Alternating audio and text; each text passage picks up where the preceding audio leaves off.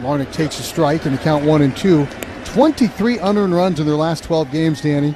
That is a lot of unearned runs. Yeah, they're playing some sloppy baseball right now, but like you said, getting McMahon back at third, center fielder out there, and Grisham, they're much improved right there. Ball and 2 strikes. Cole, obviously premier strikeout pitcher. He's still working his way back from the injury that cost him all of last year. And this ball is hit foul past Grady Sizemore up the first base line. Part of the tradition that they do here at Yankee Stadium, they do what we call the roll call. Yankees take the field and the fans out in right field chant a particular player until they tip their cap or acknowledge him. Pretty cool. One of the coolest traditions in baseball because it's completely organic. Larnach watches a pitch just off the outside corner and the count 2-2, good take. It's not like they put the name up on the Jumbotron to get people to do it. It's something in the old stadium the bleacher creatures had started, and it's carried over across the street. 2-2, taken for a called strike 3. Larnach heading back to the dugout. He took that really close changeup, but Larnach watches that one for a called strike 3. It was dotted, fastball down and away, the fastball at 98, so still plenty of velo for Garrett Cole. One away for Brooks. Brooks has played 4 games against the Yankees. He's 6 for 15. Cole delivers a breaking ball, and it drops in for a strike. Twins with the gray pinstripe pants. They've got the dark blue tops, white Twins across the chest. Same uniform combo they wore to win 2 games in Houston. Lee takes down an in 1-1. Talking with Taylor Rogers about what they were going to wear today, and he was saying we have to wear the ones we won in.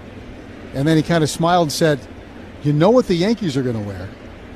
And that's part of their mystique, always look the same. A little slow roll at first base. Goldschmidt, one of the best to ever do it, picks it up, flips it to Cole. And there are 2 quick outs for Garrett Cole. Here's Cody Clemens. You sent me down a rabbit hole on the history of this Yankee uniform today, and it was quite interesting in terms of when the interlocking NY showed up, the fact that they didn't have it on the jersey for a long time. In fact, Babe Ruth never wore a jersey that had the NY on the chest. Had on his hat, but not on his chest. How everyone credits the Yankees with being the first team to have numbers on their jerseys, but it was actually Cleveland and the Yankees the same year.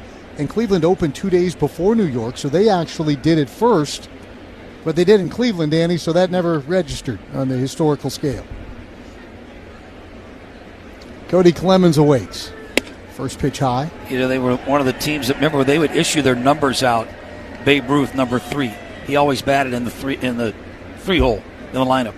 So DiMaggio, 5, batted 5th. Gehrig, 4. 1-1, swung on a miss, 1-1. Can you imagine the analytics guy saying, well, we really want to drop Ruth against righties down into the 7 spot. You wouldn't know that until you showed up and you got a new number on your back. But also, I think they're the only team that still do not have the names on the back of their jerseys. Yep. Strike called and they count 1-2. The thought was always that you'd know who they were. They're Yankees. 1 ball and 2 strikes to Cody Clemens. Knows a thing or two about the history of this franchise. 1 for 11 in this ballpark. And he swings and fouls. They count 1-2. You think he saw a few games as a kid growing up with his dad? He said he was pretty young here. He remembers the Houston era more. Okay. But he was here. And certainly has come back with his dad here to some of the events. Cody's such a student of baseball history. Cole's 1-2. Swung on and fouled away again. When you look at this matchup, it's easy to take a couple of soft narratives. One is the Twins never beat the Yankees, and you can roll out all the numbers. The other is the Yankees are scuffling. But one is, these are the top 2 offenses in the American League.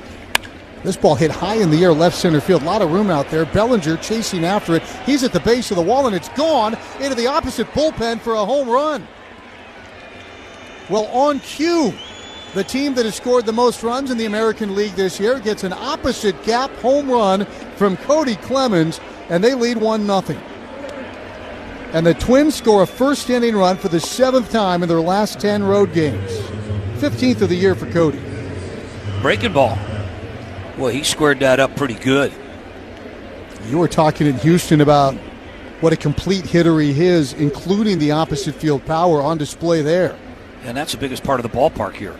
Josh Bell is now the hitter, takes a strike. Got 318 on the left field line, 314 down the right field line. It's just 385 to right center, but 399 cavernous to left center field. 0-1 is low, and the count is 1-1. Then you've got 408 to straightaway center field. Behind center, of course, Monument Park. Early lead for the Twins. This place goes quiet as Bell pokes one just foul up the third base line. They play McMahon way over at shortstop, so there's a ton of grass over there. Talked about the home runs for Garrett Cole. He's given up 8 now in his last 8 games, this being the 8th.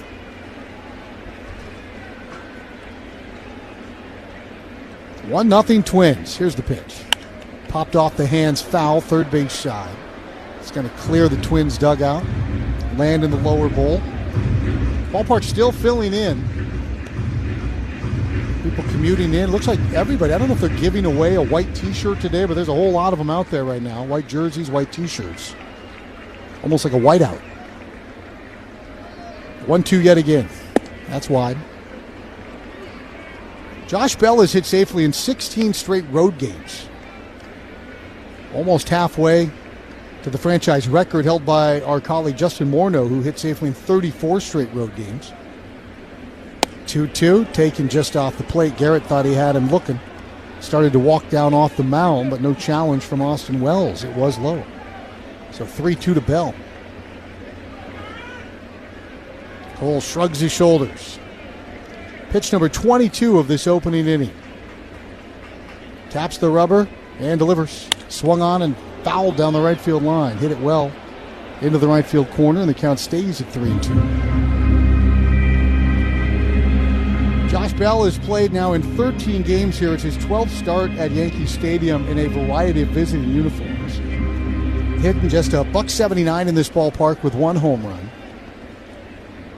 The power he put on in the display he put on in Houston, he can hit the ball out of any park. But his pull power in particular plays here at Yankee Stadium with that beckoning right field. The string is out on Bell. 2 outs, empty bases. And the pitch is swung on a miss, and down he goes on strikes. So Bell strikes out. It's the second strikeout of the inning for Garrett Cole. He's 99 on the gun as he sends Josh back. Chris Sale's 10th start of the season was a beauty. He goes 7 innings, giving up just 1 run, and he is in line for his first win against the Marlins. An outstanding outing tonight by Trey Savage. 6 innings, 2 hits, did not walk a batter, struck out 8, kept the Yankees off the scoreboard. 11 strikeouts from Kyle Harrison. Matching a career-long outing for Kyle Harrison and a dominant 2-hit shutout for the left-hander. Wow. Outman over. Outman with the dive! Superman hit-saving play by James Outman. Ryan drops his glove on the mound and gives James Outman a standing ovation. First pitch of the game, the pitcher hits it out. A living, breathing statue, Shohei Ohtani. You just don't dare take your eyes off of him. It's a walking history book. It's ridiculous what he does.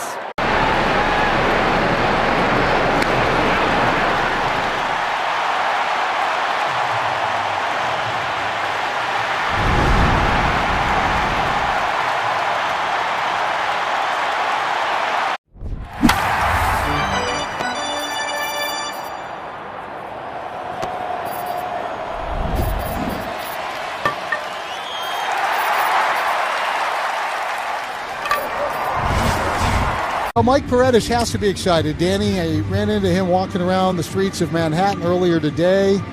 He comes from the furthest opposite reach of the country in San Diego, but for everybody who's ever put a glove on and has ever thrown a ball over a plate at any level, pitching at Yankee Stadium is a pretty big deal. Yeah, I would say this is a pretty good arena to kind of have a start under your belt, get that first at bat, be able to come here and just kind of take in the sights of this gorgeous stadium. Trent Grisham back in the lineup. He missed 18 games with a hamstring issue. Great power from the left side. No batting gloves. Big mustache. And the first pitch is high, 1 ball and no strikes. Mike Paredes' strength has been just how unflappable he's been, and he's thrown a ton of strikes. And he'll have to keep that up here today. Doesn't get a lot of strikeouts, but he's in the zone a lot. They play a pull shift on Grisham. Grisham pops this one up high down the right field line and into the seats for a souvenir strike 1. Obviously, this Yankee lineup looks a ton different without Aaron Judge. You throw in the fact that Stanton hasn't been playing. He's not in the lineup. And then just up and down the lineup, they've been slumping, hoping that the return of Grisham and McMahon can help this offense that has averaged just 2.6 runs a game and hitting just $173 over the last 12 contests.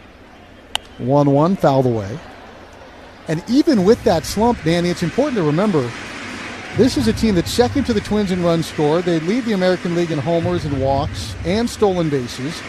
They're top 6 in on-base percentage. They lead in slugging and OPS. So this is still a very good offense, just having a rough week. Yeah, they're just, running at a little bit of tailspin. Every team does that. But with that being said, they're playing the Twins right now, and Twins are a good road team right now. Indeed they are. The 1-2. It's taken just low, and it's 2 balls and 2 strikes. Brooks Lee lines up essentially at shortstop here with a major pull shade on for the lefty Grisham. Early in his career, known as a fleet-footed defender, he's turned into a great power hitter. 1-0. Swung on and pulled foul up the first base line past a lunging Royce Lewis. 2-2. When you come back from a hamstring, Danny, is there any concern or is there something you're worried about cutting it loose in the box? Well, I think a lot of it, Chris, depends on the severity of that hamstring injury, light, medium. I would think that, he's been well tested and most likely won't exert himself, will kind of play running the bases under control.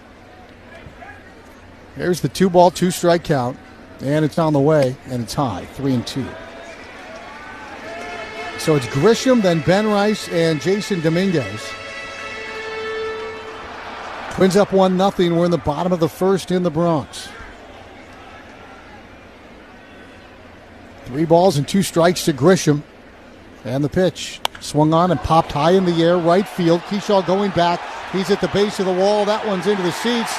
Welcome back, Trent Grisham. There's your liftoff. It's 1-1 on a leadoff home run from Grisham.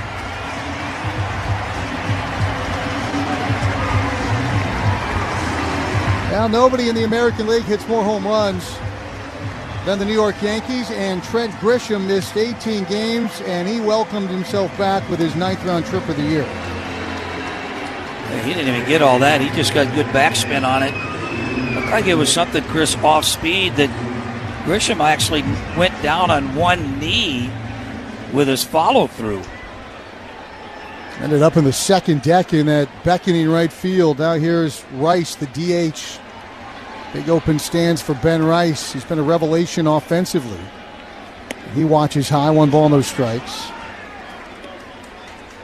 Ben Rice leads all of baseball in slugging percentage against four-seam fastballs.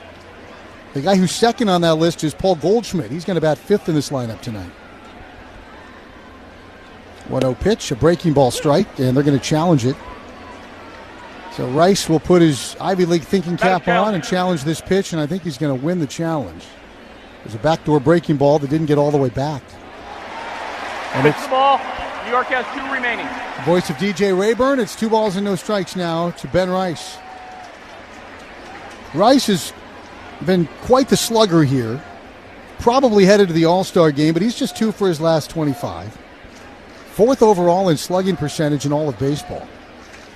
He takes high 3-0, and Mike Paredes, tough start. Gives up the 3-2 home run to Grisham, now falls behind Ben Rice 3-0. He's already hit 23 home runs this year. 40 of his 81 hits are for extra bases. He pops this one up, foul out of play, helped him out. It's 3-1. When Rice came up, a big part of his appeal was that he could catch and would catch. Then he played some first base, and his defense has been so dreadful this year at first that now he is pretty much strictly a DH, and a very good DH. Until Stanton comes back. Then you got to figure something out. 3-1. Swung on, broken bat, lifted into right field for Kershaw. Kershaw catches the ball. Bat ends up in the first base coach's box, and there's one out. Now Jason Dominguez will be the batter, a switch hitter. Jason Dominguez was one of the real prizes in the international signing class a handful of years ago, and he has always been that guy in the Yankees system, just waiting for his ascension as the next big superstar. Hasn't quite found his footing yet as a major leaguer, though he certainly had his bright spots. Batting left here, and he swings and fouls down the left field line, and the count is 0-1. Dominguez spent some time on the injured list with a left shoulder strain. He's only played 26 games this year, hitting just .213. They were counting on him to pick up some slack without Stanton and Judge, and it really just hasn't happened. Fouls this one straight back. You talk about those numbers. Babe Ruth wore number 3 because he hit third. I think of all the guys who've hit number 3 for the Yankees, not many of them have hit .213. Dominguez was one of Trevor Amicone's pupils, Twins assistant hitting coach when he was in the Yankee system. And the 1-1 is lifted in the air, right center field. Kershaw circling towards it. He's under it. He makes the catch. And Dominguez is out number 2. Bellinger will bat. Well, in the last public voting numbers for the All-Star game, the 3 outfielders were Trout, Buxton, Bellinger in that order. So could Bellinger, who's had a great year defensively out in left field, be lining up next to Byron in Philadelphia? Could be. Bellinger hits really well here at Yankee Stadium. A long set for Paredes. Pitch wide. So you're saying Trout plays right field? That's what I'm thinking. Well, he went back this year playing center field. He wanted to get back out there, and he was doing a fine job being healthy. He was doing a great job of it. I think with that trio, your most apt use of them would be to put Buck in center. There's a pitch wide, and it's 2-0. But that's John Schneider's issue. It's a good issue to have. One of his coaches is Derek Shelton, so he might have some input. Bellinger hits .343 at home. He's 0 for his last 13. That straight up and down stance, lays the bat horizontal to the ground across his shoulder, and he takes down and in 3-0. Paredes survived the 3-0 count to Rice, came back and lined him out to right on a broken bat. Now it's 3-0 to Bellinger.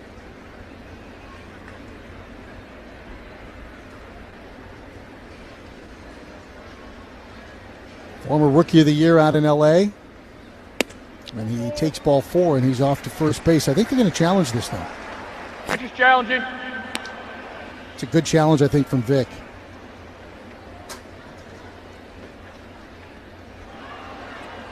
Pitch to strike.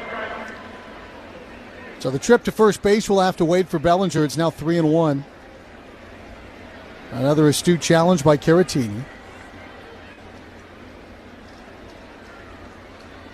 Paredes looks in. 20th pitch of the inning. 1-1 our score. And the pitch swung on and ripped into right field. Kershaw coming on, and he goes to a knee to make the catch. The inning is over. So a leadoff homer for Grisham, and then 3 line drive outs to right field. We've played 1 in the Bronx. 1-1 our score. This is your home for Twins baseball.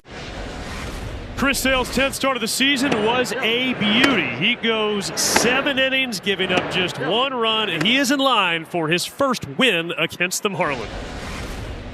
An outstanding outing tonight by Trey Savage. 6 innings, 2 hits, did not walk a batter, struck out 8, kept the Yankees off the scoreboard. 11 strikeouts from Kyle Harrison. Matching a career-long outing for Kyle Harrison and a dominant 2-hit shutout for the left-hander. Wow. Outman over. Outman with the dive!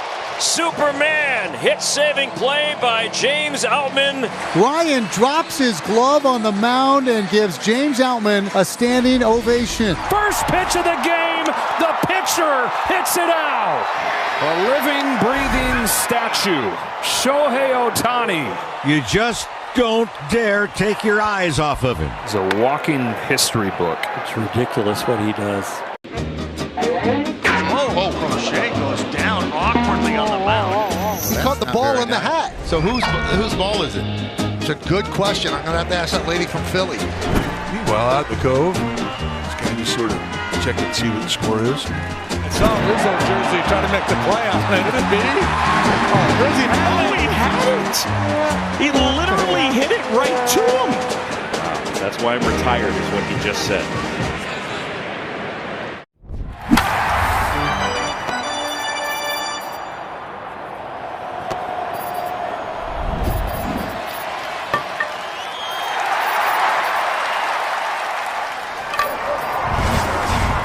Seat. Brought to you by NHTSA and the Ad Council.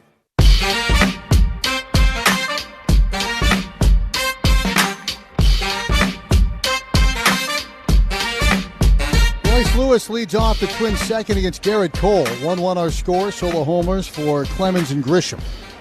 Cole delivers, and the first pitch is over for a strike as Royce takes a peek into the glove. Lewis 4 for 15 at Yankee Stadium with a double and 2 home runs. Bright pink arm sleeve on his right sleeve. And he takes a pitch on the outside corner for a strike. He didn't necessarily love that call. And the count is 0-2. Just clipped the outside corner. That's a good pitch. Couple of four-seamers for Cole. And now he goes away with ball 1. 1 ball, 2 strikes. Think about Garrett Cole, Danny. He missed all of last year. He's been on the injured list this year, but he knows how to pitch. And we saw the velo, but he's also incredibly intelligent on the mound. You know, you talk about a guy that has Tommy John, usually the command, last thing to kind of come around, but doesn't seem to be the case with him. You know the type of competitor he is. A bit of a throwback.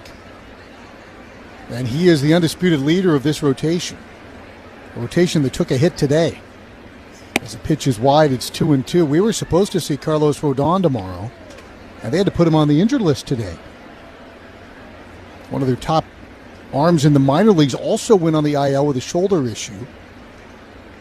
It's the 2-2 pitch, reached for and popped foul. It's squibbed into the second row, or second deck to our right. You know, it happens to every club. You know, you'll roll into town and all of a sudden you're not going to see somebody due to an injury, or somebody's coming back from an injury. Hoping to get Bailey Ober back soon. 2-2 is down, 3-2. Now, Bailey's going to throw tomorrow for the Saints. Tonight in St. Paul, I believe Ryan Jeffers is going to start a rehab assignment. Today. Yep. That's a great news for the Twins and for RJ. 3-2 pitch. Swung on, a hit well to the gap in left center field for Royce. That ball sailing up against the wall. One hops the fence. Grisham grabs it. Royce rolls into second base with a ringing line drive double to that spacious gap in left center. 5 hits now in this ballpark for Royce Lewis, 4 of them for extra bases. And that, Danny, was a really nice piece of balanced hitting. Yeah, good piece of bat right there, and that he worked the count. We talked about the command of Garrett Cole. He just laid it in there. Think back to when Royce was struggling when he first came back. You kept talking about his balance. That swing was perfectly balanced. The result was a line drive 105 miles an hour.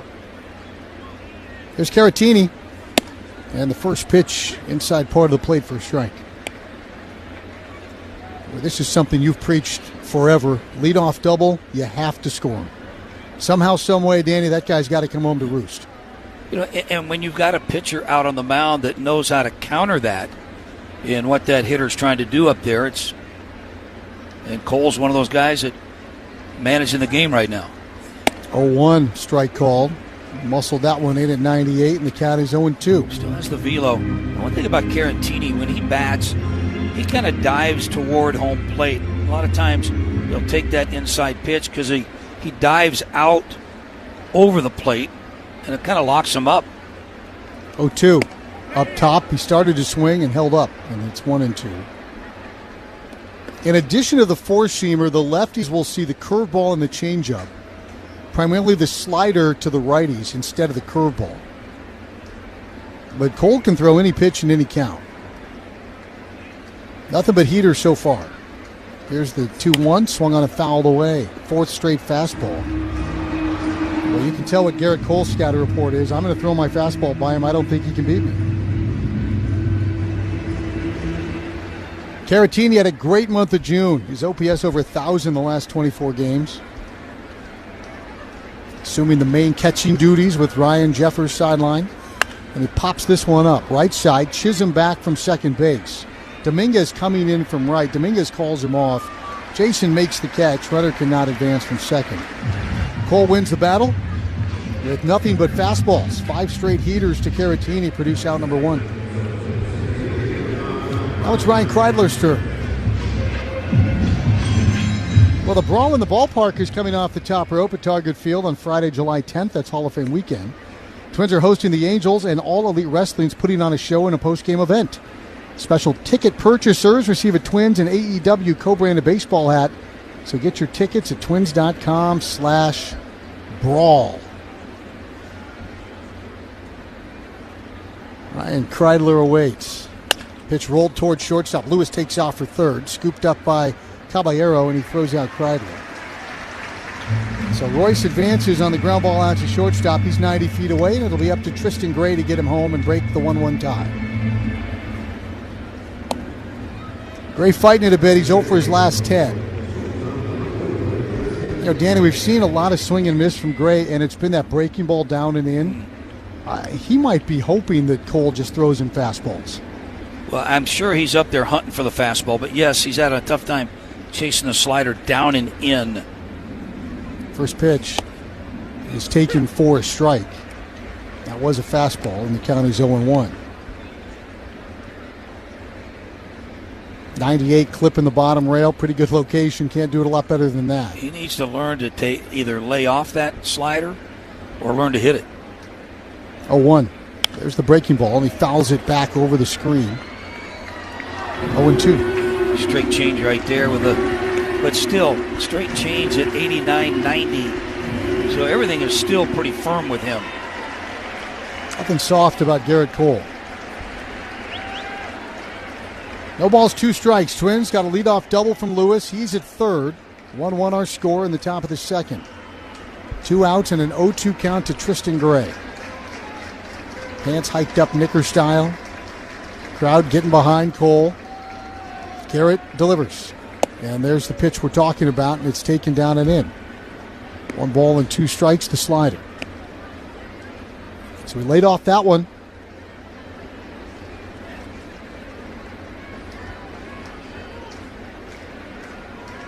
See if he doubles up down there. 1-2. Swung on and fouled away. Came back with a fastball. 98 when he wants it, and that was there. If you were going to design a right-handed starting pitcher in a laboratory, they'd probably end up looking a lot like Garrett Cole. I would say so. And what else? I would tap into the mindset of Garrett Cole.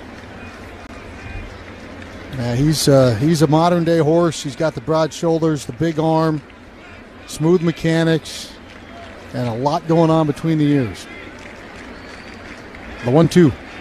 Slider swung on a miss. He came back to the scouting report, but he strikes out Gray down and in to end the threat.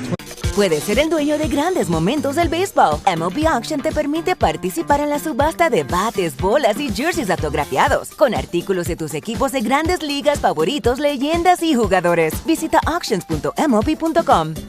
During the offseason of 1888 to 1889, Spalding took a group of big leaguers on the first worldwide barnstorming tour. This is Spalding. Yes, you look at the Spalding, you're like, wait a second, no, this is the backstory. Okay, this is great. Stops included New Zealand, Italy, France, and even Egypt, where they played in front of the pyramids. Spalding's contributions to baseball history don't end there. Do you know the story of Doubleday and the invention of baseball? Please tell us. Enlighten us. When a 71-year-old Cooperstown native came forward, baseball officially had a birthplace in Cooperstown. If I'm in the presence of this baseball, does it give you powers to become a better baseball player? I've been here 5 years and playing baseball through all of it. I don't think I've gotten better. And whether it's the World Series or the wonders of the ancient world, there's no debating that baseball connects us all. Go to baseballhall.org to plan your visit to the National Baseball Hall of Fame and Museum in Cooperstown, New York, and catch every episode of Hall of Fame Connections on MLB.tv.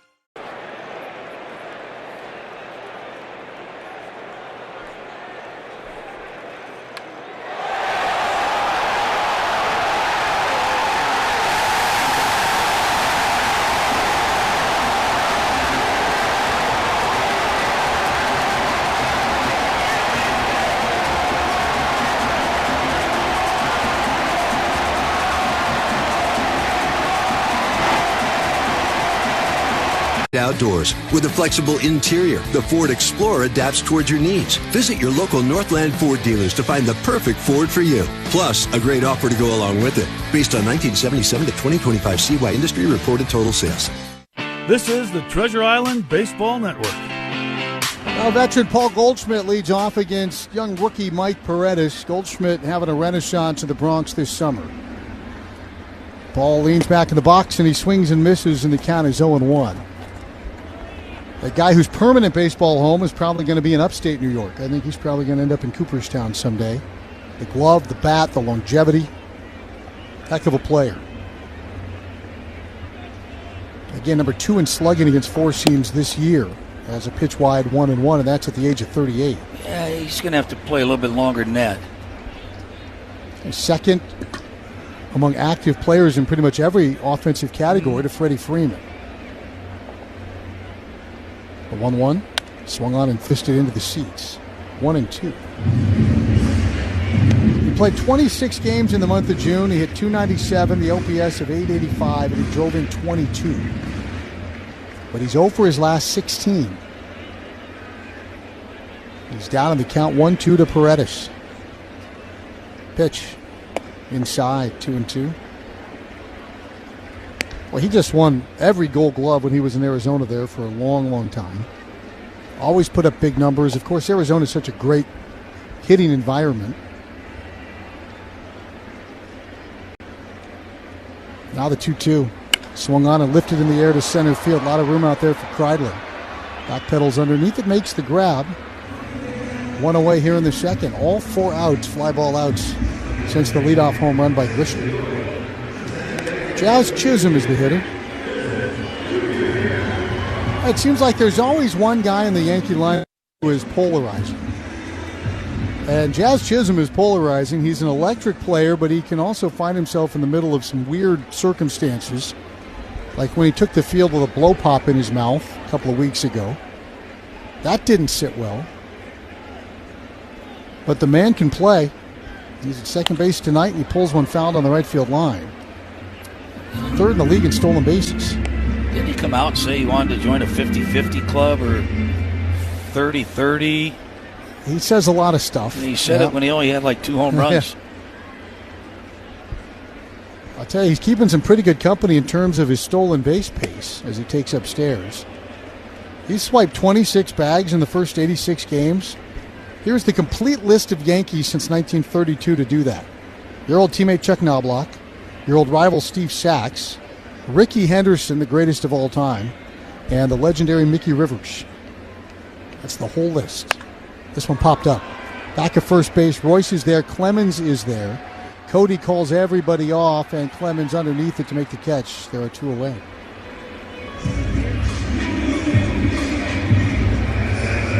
Ryan McMahon will bat. McMahon missed the last 10 games. He had a throat and ear infection. It's not often that you see a guy go on the injured list, and he goes on the injured list with illness. So that was a rough illness for McMahon. Picked up from Colorado at the deadline last year. He's got great left-handed thump. And the first pitch is a breaking ball wide. Well, when I think of McMahon, I think of his defense. Mm-hmm. You know, the numbers, yes, at Colorado. But still, he's trying to get on track here. And just a .210 average. When we saw him in Colorado last year, he had 2 long home runs against the Twins on breaking balls. Couldn't touch a fastball, but looped him a couple of breaking balls, and he crushed them. 2 out here in the second, tied at 1. And a big swinging miss. Swung through a sweeper there, and the count is 1-1. Yeah, they feel McMahon being back allows them to get their defense sorted, as well as Grisham. It pushes Caballero back to the infield. They've been playing him in center out of necessity. And Volpe at short. There's a foul ball off the foot of McMahon, and he crumbles in the batter's box, 1-2.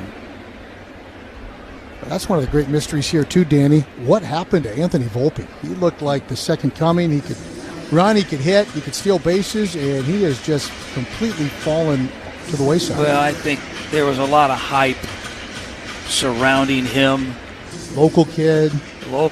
There was everything that you wanted to like about the guy, but it was on such a small sample that they were just raving about. And now that, that they rode him through it a little bit, finding out that he slid back a little bit. The big talk today in New York, and again, there's always somebody talking in New York, is about C.J. Abrams from the Nationals being a target at the trade deadline. There's been talk of Hunter Goodman, and you and I can't turn around without somebody from the Yankees asking us about Ryan Jeffers. Well, I think that they address their needs, and they're an organization that if they can get an Abrams-type shortstop, they're going to get him. Yeah, they'll go do it. The other guy was the Nato. Is it Nato? Neto, Neto. The Angel shortstop. He's a good player. Zach Neto's a good player. Ball and 2 strikes to Ryan McMahon. Pull shade behind Paredes. 1-1 our score, bottom 2. Pitch on the way. Swung on a rolled foul, first base line. Nice play by the ball person. That one came careening off the sidewall. They kept it out of fair territory. This crowd has really filled in nicely. The heat has lifted just a little bit. We're over 90 degrees, but we're certainly not in the triple figures that people were worried about. The pitch, checked at just wide. 2-2.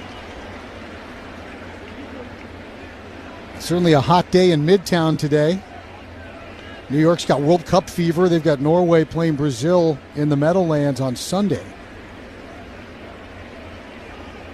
The pitch. Swung on back up the middle, couple of hops for Tristan Gray. Flags it off to his left, and he wings it to first to throw out McMahon. First ground ball out of the ball game.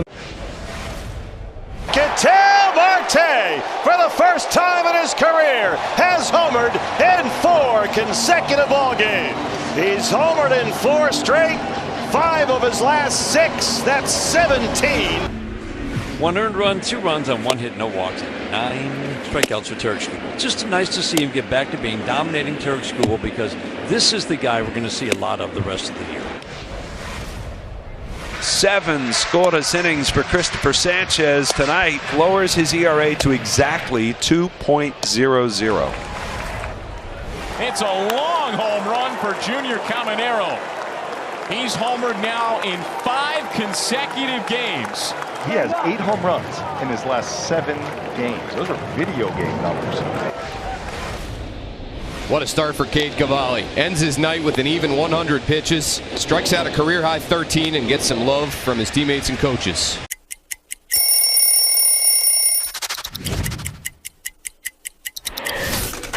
Wow. Old school D-backs jersey. This was our alternate jersey that we wore on Saturdays. I was the first team to wear the new colors. They called it Sedona Red. Don't mess up that color. Every time I wore this jersey, I would wear the high socks, black jersey, black hat. I just thought it was a really smooth look, and this is one that I'll never forget.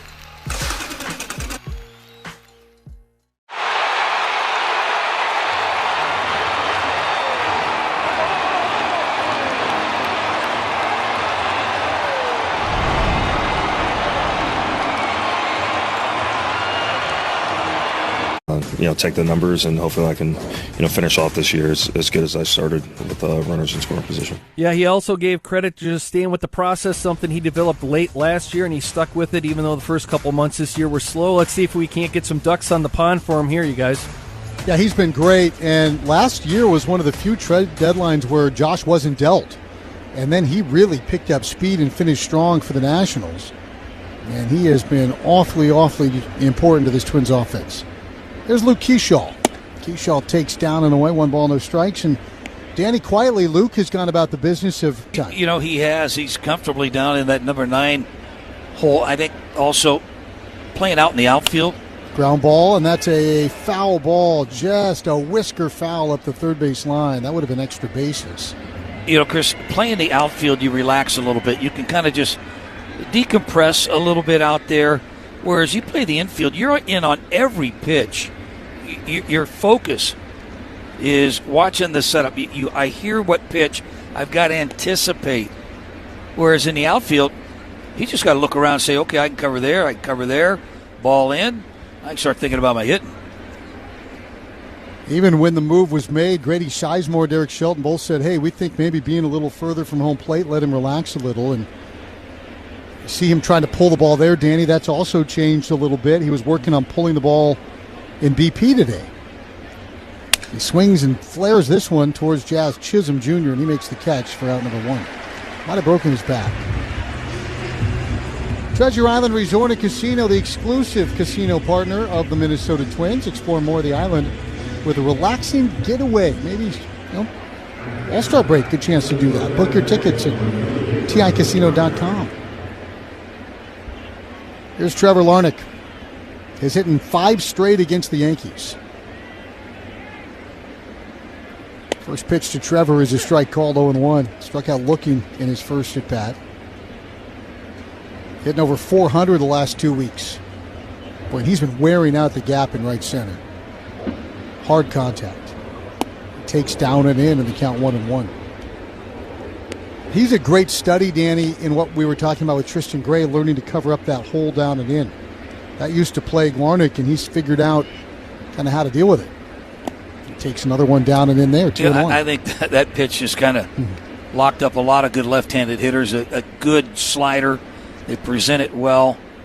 Unless you're that low ball hitter, and you can go down and get that. Learning not to swing, when to take, when to fight to see another day. 2 balls and a strike to Larnach. Cole winds and delivers. That pitch catches the outside corner. That's a slider, a backdoor slider. Austin Wells, when he likes the pitch, he kind of jabs his glove out towards Garrett Cole. Almost as if he's telling DJ Rayburn, hey, that was a good one. I liked it. You should too. 2 balls, 2 strikes. Larnach from the left side awaits, and Cole offers. Swung on and fouled. Change up there. Stays 2-2. Well, Cole shook off 2 times, then finally went to that changeup, and Larnach pretty much right on that. Larnach an icy stare out towards Cole. Here's the pitch. Swung on and hit high in the air center field. Grisham, the Gold Glover's underneath it. That ball might puncture a cloud. Down it comes, and it's caught in center field by Grisham. A sky-high pop-up for out number 2. And Brooks Lee will try to break the string of 5 in a row retired by Garrett Cole. Again, no Byron Buxton today. Derek Shelton saying he's a little better. And again, trying to get to the point where he feels he can play without putting in jeopardy, missing more time as a result of it. Pitch just wide, and the count is 1-0. And Byron is with the team. He's going through all his work. Nobody grinds away harder than Byron does. Hands over the head. Here's the 1-0. And Lee skies it foul. Third base side, 1-1.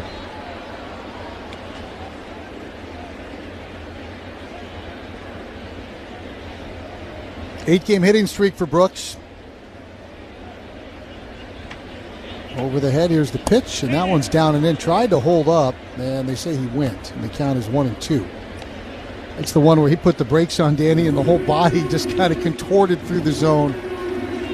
There's that good slider that a lot of left-handers have a tendency to chase. It's presented well, and then he's got great depth to it. And it tunnels right out of that same fastball tunnel.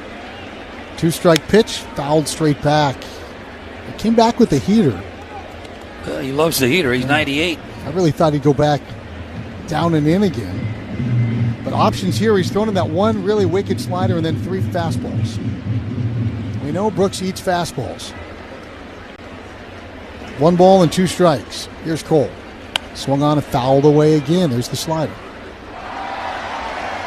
That's the slider that he threw to Cody Clemens, and he was able to go oppo with it.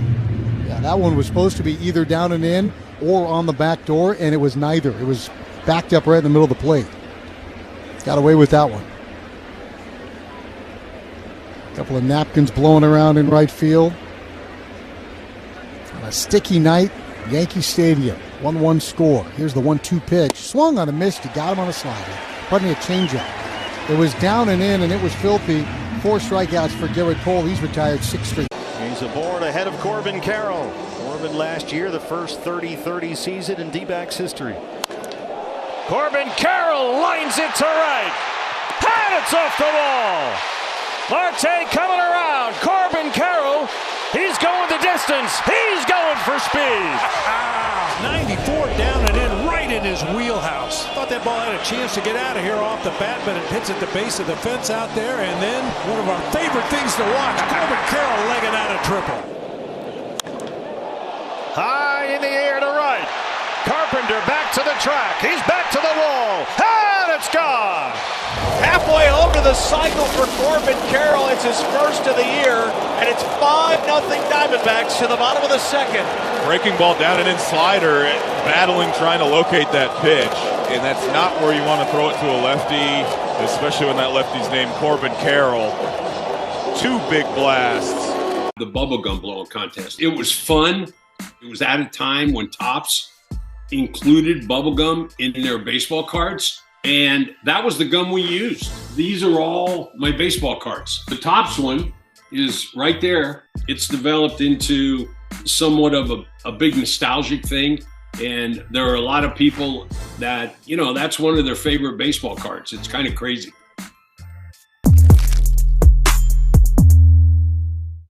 Those are all-star numbered. Here is your budget giving you a slow clap, because this is Target Field. There's no place like here. Get your tickets at twins.com. For those fortunate enough to help the person who has always been their hero, find the care guides you need to help at aarp.org/caregiving. Brought to you by AARP and the Ad Council.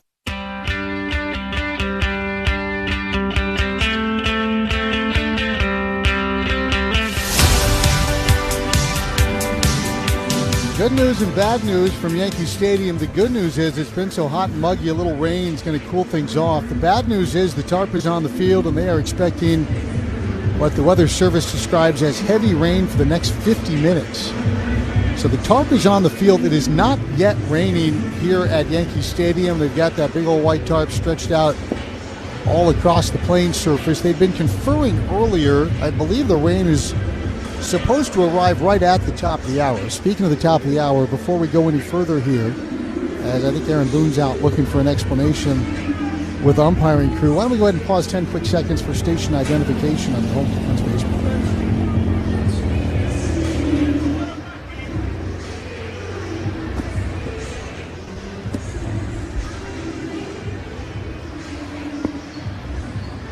So a 4th of July flashback here as they've got the gator out and they bring the 2x6s out and they put the boards all around the edges here. Instead of using machinery, they use lumber to keep the tarp down. And they are expecting some rain here. Again, one of the many weather services you can look up on your phone says about 50 minutes worth of heavy rain is expected. We're going to have Gino crack his mic open there. And Gino, this has me flashing back to that year in Detroit where we had about 13 hours of 4th of July rain delays, and you guys gave away all of your barbecue to the guys at the BOC. Yeah. So I hope you kept some of your barbecue tonight. Well, we didn't have any yet because it's only the 3rd, so we haven't gotten that far, but I appreciate you bringing that up. That's a fond memory in the lore of this iteration of the Twins Radio Network.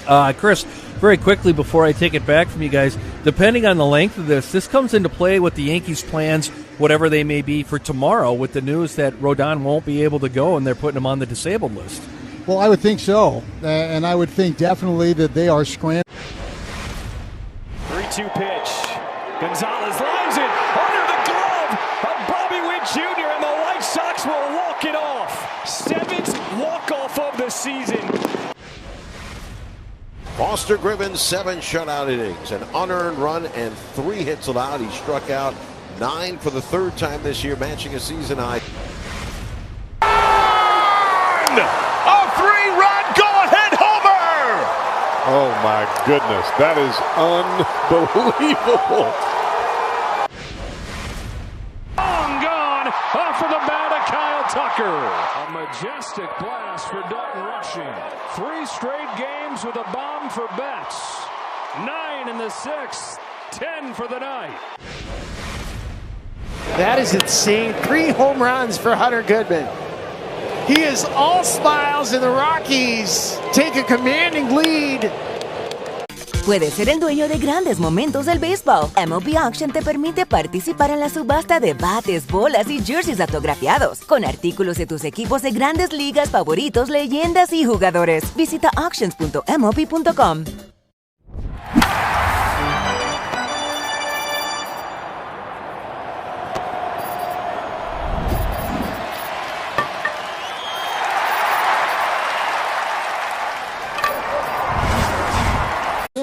Oh, yeah. Well, I thought they did that with the good parade. You got to wait 50-plus years, and you win a NBA series like that, you can celebrate for a month, my friend. You can have a second parade. At least a second I know that parade. in 87, we celebrated for over a year. Are you kidding me? Hey, some people may say that's still going on, Danny. 39 years. So, all right, well, listen, I'll take it back from you guys. We'll check in eventually. Hopefully it's not too long, and hopefully we get this thing cranked back up, all right? All right, starting to spit just a little bit. We haven't seen the heavy stuff just yet, though. Hey, oh, my goodness, Chris, don't make sure nothing gets dumped out of the booth this year onto anybody beneath you there. Remember that? Wasn't that Yankee Stadium last year? Where I dumped the water out? Yeah, and the fan was not too pleased. That person was really upset at me. That was the night, I believe, we gave the press box security guard star of the game. For keeping me in one piece. Yep. All right, you guys, sit tight, all right? All right, we'll see you. All right, thank you very much. Unfortunately, Chris and Danny just told you, tarp getting rolled out there in the Bronx at Yankee Stadium, so we're going to go into rain delay. So here's what we're going to do. We're going to go to rain delay break one, and when we come back, we're going to dive into our rain delay theater. So we're going to rain delay break one here, and when we come back, we'll have a behind the batting cage for you right here in your home for Twins baseball.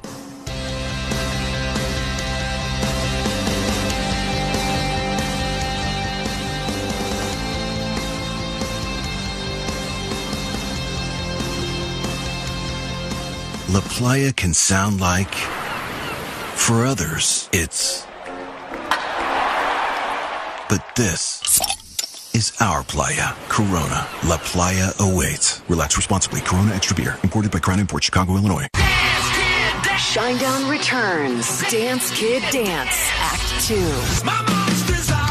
Friday, August 21st, live at the Treasure Island Amphitheater with special guest Coheed and Cambria. Shinedown. Get tickets at TICasino.com. Shinedown Live. Glenn Perkins here, 3-time All-Star closer and born and bred Minnesotan. We all know Minnesota weather is relentless. The ice, the snow, the summer humidity, it can retire a side just as fast as I did. But what if your siding was made to stand strong through it all? Hardy Fiber Cement Siding is engineered for our climate. It resists cracking in the freezing cold and won't swell in the summer heat.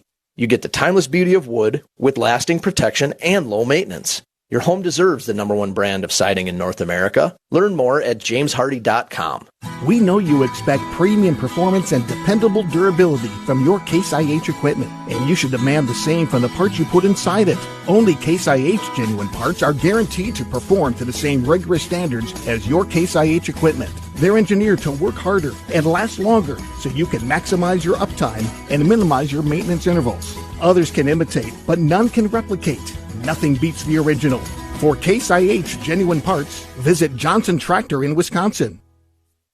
Batter up! You're stepping up to the plate. It's the first step. You can't swing for the fences, take a big lead at first, steal second, or score the winning run without that first step. Sometimes it takes a little help, a little motivation, encouragement, coaching. But to advance the runner, first you need to step up to the plate. The Twins Community Fund is helping kids across Twins territory take that first step towards achieving their dreams. We love this game. It's our legacy, powered by you. The Minnesota Twins Community Fund is supported in part by Cornerstone Partners, Target, U.S. Bank, Treasure Island Resort and Casino, Nike, and Uponor. We thank them for supporting youth baseball and softball throughout the upper Midwest. Get involved at twinscommunityfund.org. This is the Treasure Island Baseball Network. Welcome back. Mark Janowski here in our network studios at Target Field. Unfortunately, the tarp on the field at Yankee Stadium, some rain and wicked weather starting to come through the Bronx right now. So we are in a rain delay, which means we're going to dive into rain delay theater. And off the shelves, we're going to pull a behind the batting cage interview here from earlier in the month of June when Danny sat down with Terry Pendleton. Now, before we went to the last break when we were bantering. The MLB app. Yeah, it's got game. This game, these games, all the games, pre-game, post-game, and everything in between. This is baseball your way, with real-time stats, scores, breaking news, and custom content that hits every time, because you choose the teams and pick the players you want to follow. So when they catch it on the field, you catch it on the app. Jordan Lawler leads off the bottom of the third. Reynaldo Lopez, first pitch swung on. That is hit high and deep to left field. It took a long time, but there's the first Major League home run for Jordan Lawler. 424 feet off the bat of Lawler. And no doubter for him, a kid who was, 6th overall pick a few years ago. They had to find kind of a spot for him. He was a shortstop. They put him in the outfield, and nobody giving him any love after his first big league home run. Congratulations, Jordan Lawler. That's number 1. Puedes ser el dueño de grandes momentos del béisbol. MLB Auction te permite participar en la subasta de bates, bolas y jerseys autografiados, con artículos de tus equipos de grandes ligas favoritos, leyendas y jugadores. Visita auctions.mlb.com.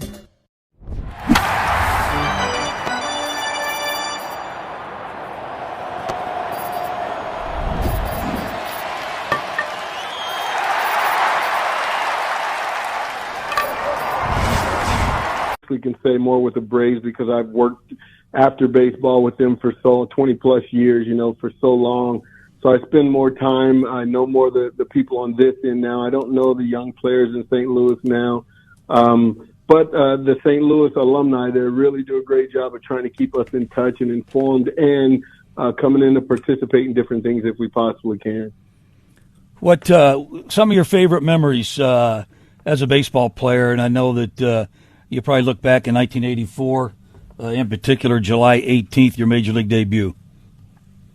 Yeah, that was very interesting because you get in the Cardinal organization, and when I came in, I was a second baseman, and my dream was to be able to turn double play with Ozzie Smith. Wow, that'd be my dream, big leagues and turn double play with Ozzie Smith. Well, the year 1984, before I got to the big leagues that spring, they moved me from second to third, somewhere I didn't want to play. So, that opportunity, I still had that drive to become a big leaguer and go work at it. But I got to the big leagues finally in July. And then Ozzie Smith was hurt and Chris Spire was a shortstop. And I'll never forget this. I get in, I go through everything. Dwight Herzog calls me in his office, says, "You're playing today, kid. You're hitting 6. Go out and have a good time. Listen, if you don't play well, don't worry about it. You will be back. So don't worry about it." And I was like, okay, relief. So I go out on the field for our first workout, and I walk over, and I finally I was out early. Chris Spire comes out, and I meet him. I watched him as a Giant, in our Fresno days, playing in Fresno State, watching the San Francisco Giants. I got to watch Chris Spire play short. So I finally get to meet Chris Spire, and I'm fired up about that. And he shakes my hand, and he looks at me, and he says, "Kid, congratulations. It just gets tougher from here." And I went, oh, my God, just spoiled my whole debut, so to speak, man. What in the world is he talking about? But I learned later, it got tougher only when you did not put the work in, and that's what he meant. It gets tougher. You got to work your butt off. You're here now. You got to work your butt off to stay here. So I understood it after a while, but that first, him dropping that on me, it's like, oh my, what have I gotten into here? But it was exciting. It was nerve-wracking, but exciting that first day. I looked it up, July 18th. It was against the Giants, and I happened to be on that team. And just looking at our careers, we've kind of mirrored one another. Both of us went to Fresno State, played in that Texas league there, always kind of coming up together around the same time. You make your debut. I'm on the other team. You go 3 for 5 with an RBI. I happen to go 3 for 5 with 2 RBIs. But in the 11th inning, your Darryl Porter hits a grand slam to beat us. Yeah, it's funny. I remember that because I walked up to the plate in that inning with the bases loaded and 1 out going, you can be the hero. This is like Hey, think about this. This is what we did all our lives, even as a little kid. We're in the park playing, and we can't wait to get in that situation, man. You know, bottom of the ninth or whatever it is. We dream of that as kids. Yes. And I'm walking up to the plate going, yes, here it is. Relax, you knucklehead. Relax. And I end up hitting, I don't even remember how I hit. I think I hit a chopper to third, or that you guys had the infield in, and you didn't double me at first. And then Porter hits the grand slam behind me to win it. So I was fired up. We won the ball game. I had a pretty good debut. But that always remains in my mind. Man, you could have the game winner, the first big league game, you know. Let's switch gears here and go to the World Series, because that's kind of always another kid's dream, is to get to the World Series. You happen to do it with the St. Louis Cardinals, came into town here. What's your thoughts, memories that the Cardinals Twins World Series in '87? Well, I was in a situation for me where I didn't get to play much. I was hurt. I had pulled the oblique, going first to third in that 7-game playoff against the Giants there. I pulled an oblique, so I definitely could not play in that series. I sparingly pinch hit. I think I had 2 pinch hit appearances that I can remember in '87. I struck out lefty on lefty. I forgot who. I forgot the pitcher. That's terrible. Probably Frank Viola.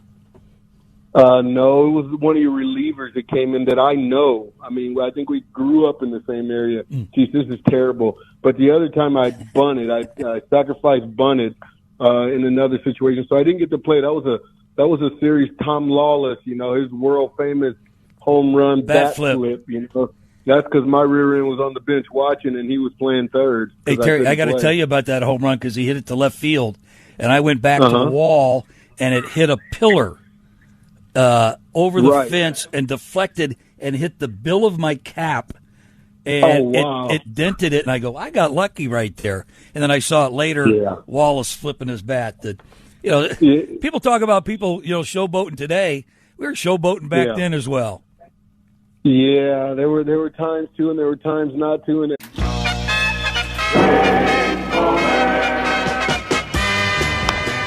Pop-up foul on the first base side. Konerko over near the warning track. A little kid has come on the field, and Konerko makes the play. A little kid came over the barrier wall. A little girl with her glove almost ran into Paul Konerko, who thinks it's hilarious, by the way. Oh, kid jumped out there on the track. Hey, I got it. Hey, he'll be leaving it all. I'm helping these kids be the best versions of themselves, and I'm also representing like where I came from. And then the Zilla team, I was working with a creative guy that was with Nike. I work with my best friend who manages this team with me. And we kind of just like put together like what we think would look cool. We went like Godzilla theme. You kind of get to help them grow up into a young man and help them just make the right steps forward. And that's really why I started it, to have impact. Puedes ser el dueño de grandes momentos del béisbol. MLB Auction te permite participar en la subasta de bates, bolas y jerseys autografiados, con artículos de tus equipos de grandes ligas favoritos, leyendas y jugadores. Visita auctions.mlb.com.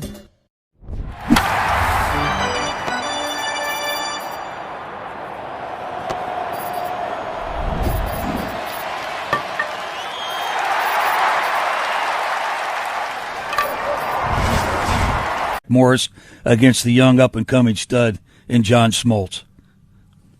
Special. Both of them were special. I mean, you know, their records speak for themselves, and what they accomplished and where they are nowadays speaks for themselves, man. They were horses. You knew if they took the baseball, you knew it was going to be a pretty good ball game if those two were facing each other every time out. But you knew if your guy took the ball, there was going to be 9 times out of 10 a good outcome, and ours had the same way. Ours was the same way. What you talked about, Lonnie Smith. You hit the ball to left center field. Lonnie Smith got deked around second base. Maybe should have scored.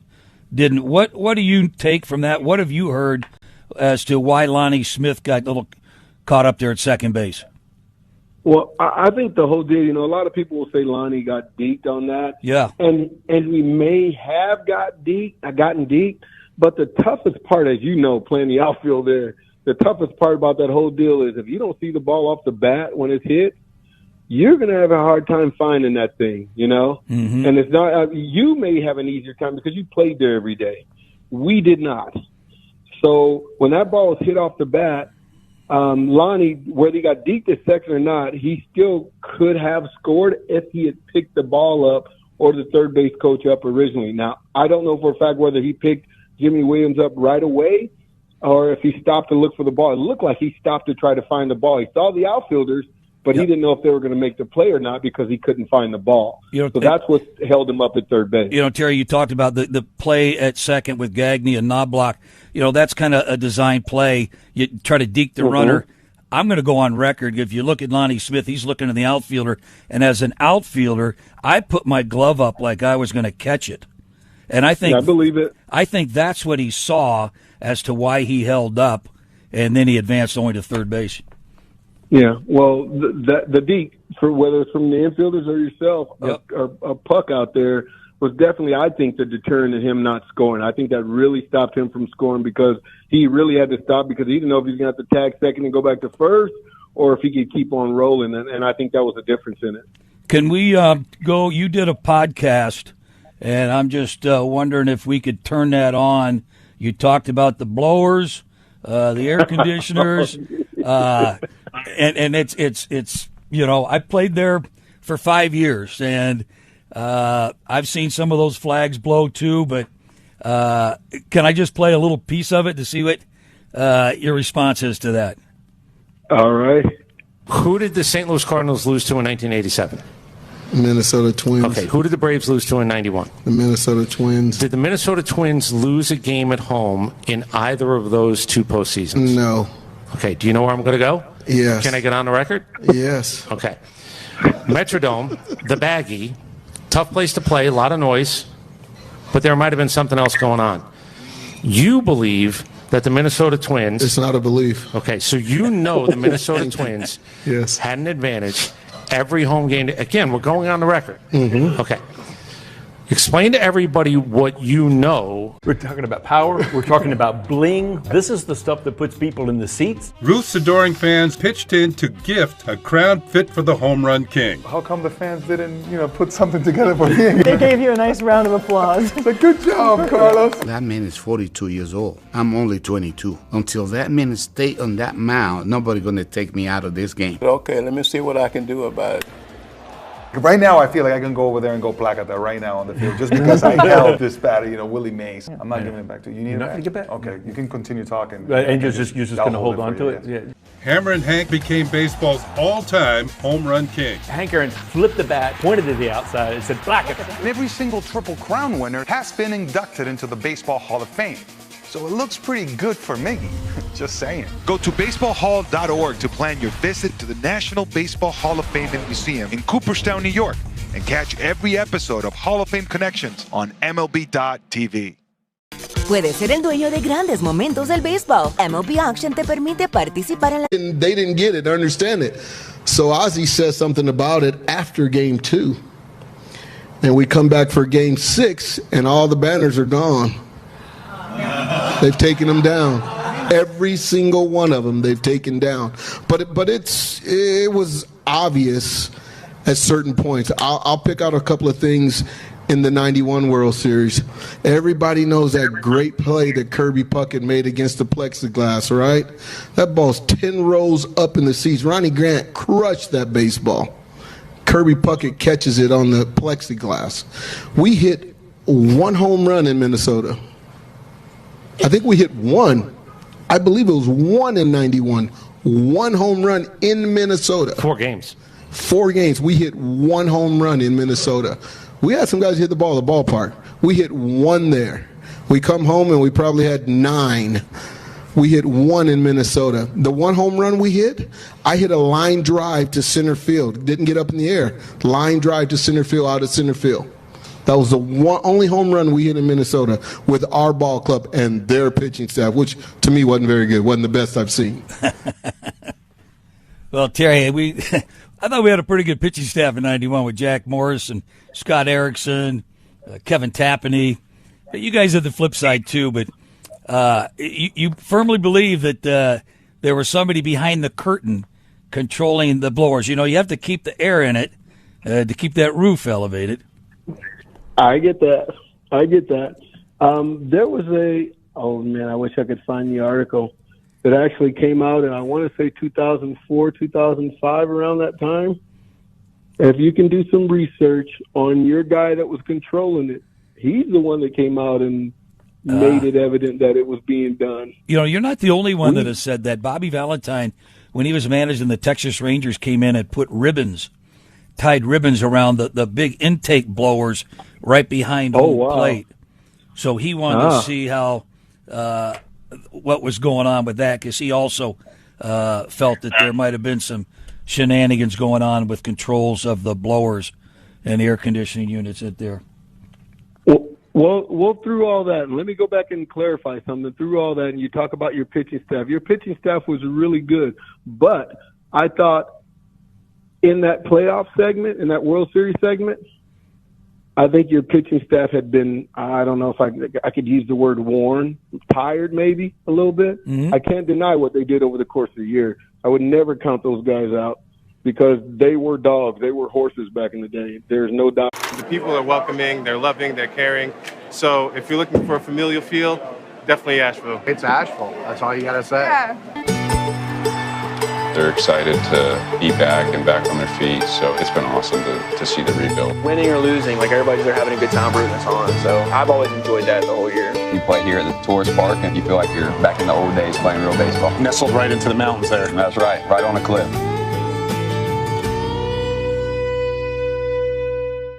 Puedes ser el dueño de grandes momentos del béisbol. MLB Auction te permite participar en la subasta de bates, bolas y jerseys autografiados, con artículos de tus equipos de grandes ligas favoritos, leyendas y jugadores. Visita auctions.mlb.com. Mariano Rivera, cutter man, what can you say? Because lefties had no chance against him. Randy Johnson. So all you want to do is try to make contact and put the ball in play. Don't get hit in the head and just try to pull it in play. Mr. Greg Maddox, another great teammate. Great player. Hey, this is a beautiful card right here. This card tells you and lets you know that I got him. When you see that finish high, you know that he's in the books. Oh, was that ball crushed?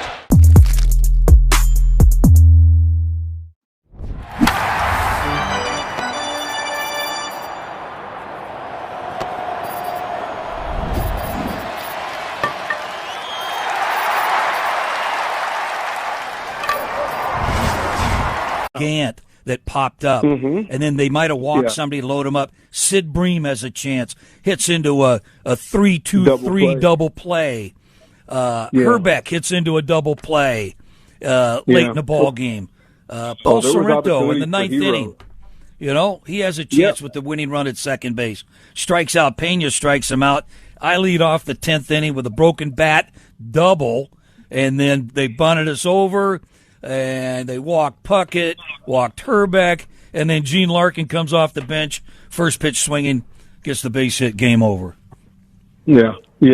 No, there was opportunities for both teams the whole series, but again, we go back to their pitching staff, both pitching staffs, and both defenses, because they both had to show up at crucial times. And a good pitching staff has to have the good closers. We had Aggie at the back end. I believe you guys had Pena at your back end as well.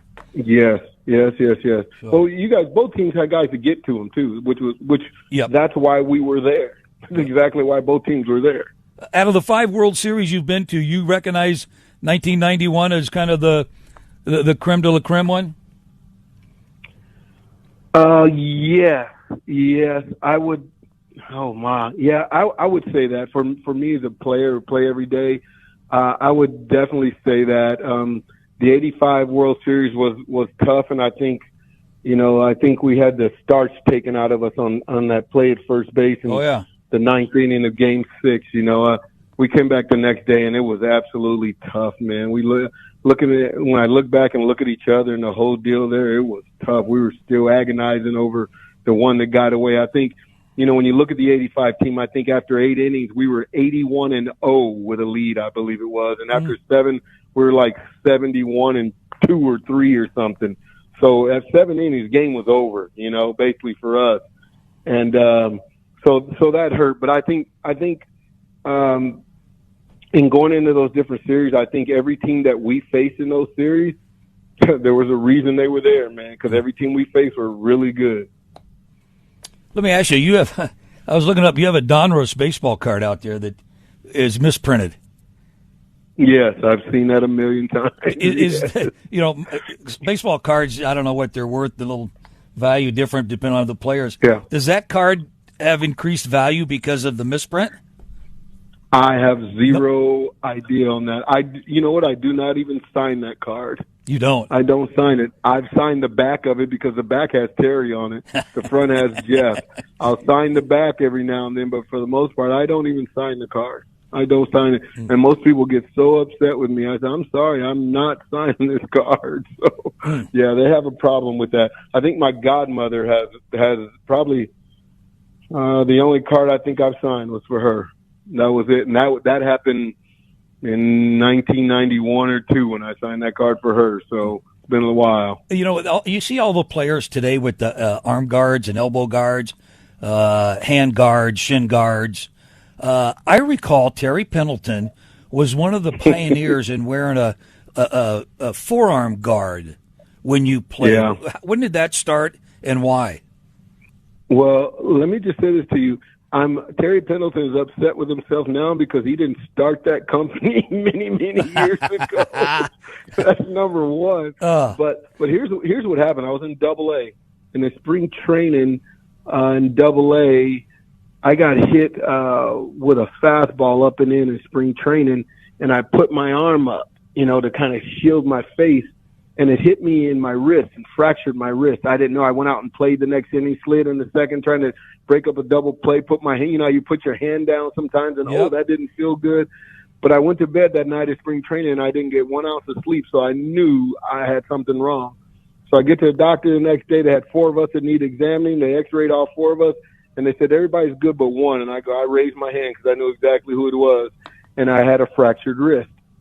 So I set out 7 weeks of the season, and then I get to Double-A, and I start playing Double-A ball, and my 23rd birthday, guy in front of me clears the bases with a double. I walk up to the plate, and I go, this guy's either going to pitch to me or throw at me. And the first pitch was at my earlobe, and I put my arm up again, and the ball hit me in the exact same spot. They had to get the old X-ray and the new X-ray to tell if it was if it was the old fracture. It was a brand new fracture in the exact same spot. So after doctors looked at it, after I rehabbed, I sat down with doctors and they told me this. They said, listen, you have got to find something.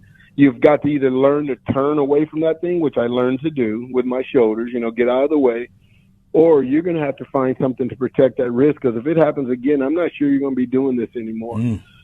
So I said, okay. So I started looking at things, and then I got to spring training the next year, and our AAA manager, your trainer, our AAA trainer, Jerry Lang, said, hey, you know what? Let's try this child soccer shin guard. That's what I wore, a child soccer shin guard on my wrist, and it worked perfect. It allowed my wrist to move with the bat in my hand. And so that's what I wore the rest of my career. Like, I never wore anything right-handed, but when I hit left-handed, I wore that because I wanted to protect the wrist. Great story. Hey, Terry, I appreciate your time here today. You enjoy the rest of the summer down there, and take care of those grandkids. You too, Glad. It's a pleasure hearing from you again, my brother. You take care of yourself and enjoy the family also. All right, Terry, thank you very much. That was a Behind the Batting Cage interview between Danny Gladden and Terry Pendleton. We were able to bring that to you here as we're sitting through a rain delay out at Yankee Stadium. Tarp came out on the field just before they were going to start the bottom of the 3rd inning. That is where this game is frozen in time with the score 1-1. Cody Clemens had a home run in the top of the 1st inning, and then Trent Grisham off of Mike Paredes' leadoff homer in the home half to tie things up. That interview there with Terry Pendleton, a couple of things come to mind. First of all, he's not really going to ingratiate himself to Twins fans when he talks about the conspiracy of the fans and the blowers at the Dome in both 1987 when he was a Cardinal and then again in 1991 when he was a Brave and ended up being on the losing side of those 2 World Series. Terry Pendleton went to 5 World Series. Never once able to claim that ring, though. He was on the Cardinals team in 85 that lost to the Kansas City Royals, again, partly due to that blown call by Don Denkinger at first base in Game 6 of that one as the Royals won that game and then throttled the Cardinals in Game 7 of the 85 Fall Classic. Then, of course, in 87 and 91, the Twins defeat St. Louis and Atlanta. He's on the Braves team in 92. That was not a... Makes a catch. Beautiful play. Wait for Paredes. Can he get there? Made the basket. Catch over his shoulder. How did he find it? Puts down the ball. Newcomb, he's coming home. The glove flip in time. What a play by Sean Newcomb. He's on the move. And Moreno runs it down. A rolling grab by Gabriel. Moreno, and he hangs on. Back on the track. Marcy calling for it. And Marcy tumbles to make the catch. It is Lyle. And he makes a diving catch. Dale and Lyle continuing to impress out in left field this year. Fielded across the bag by Arias. Throw across the body to get Rodriguez. Picked on the backhand by Bogarts. He'll get up and throw him out. Nice play by Bogey. Coming in, slides, and he makes the catch. And Thomas makes the diving catch for the out. Nice play by Colby in left field. Diving stop, throw to first. Oh, they got him. What a play. The X-Man.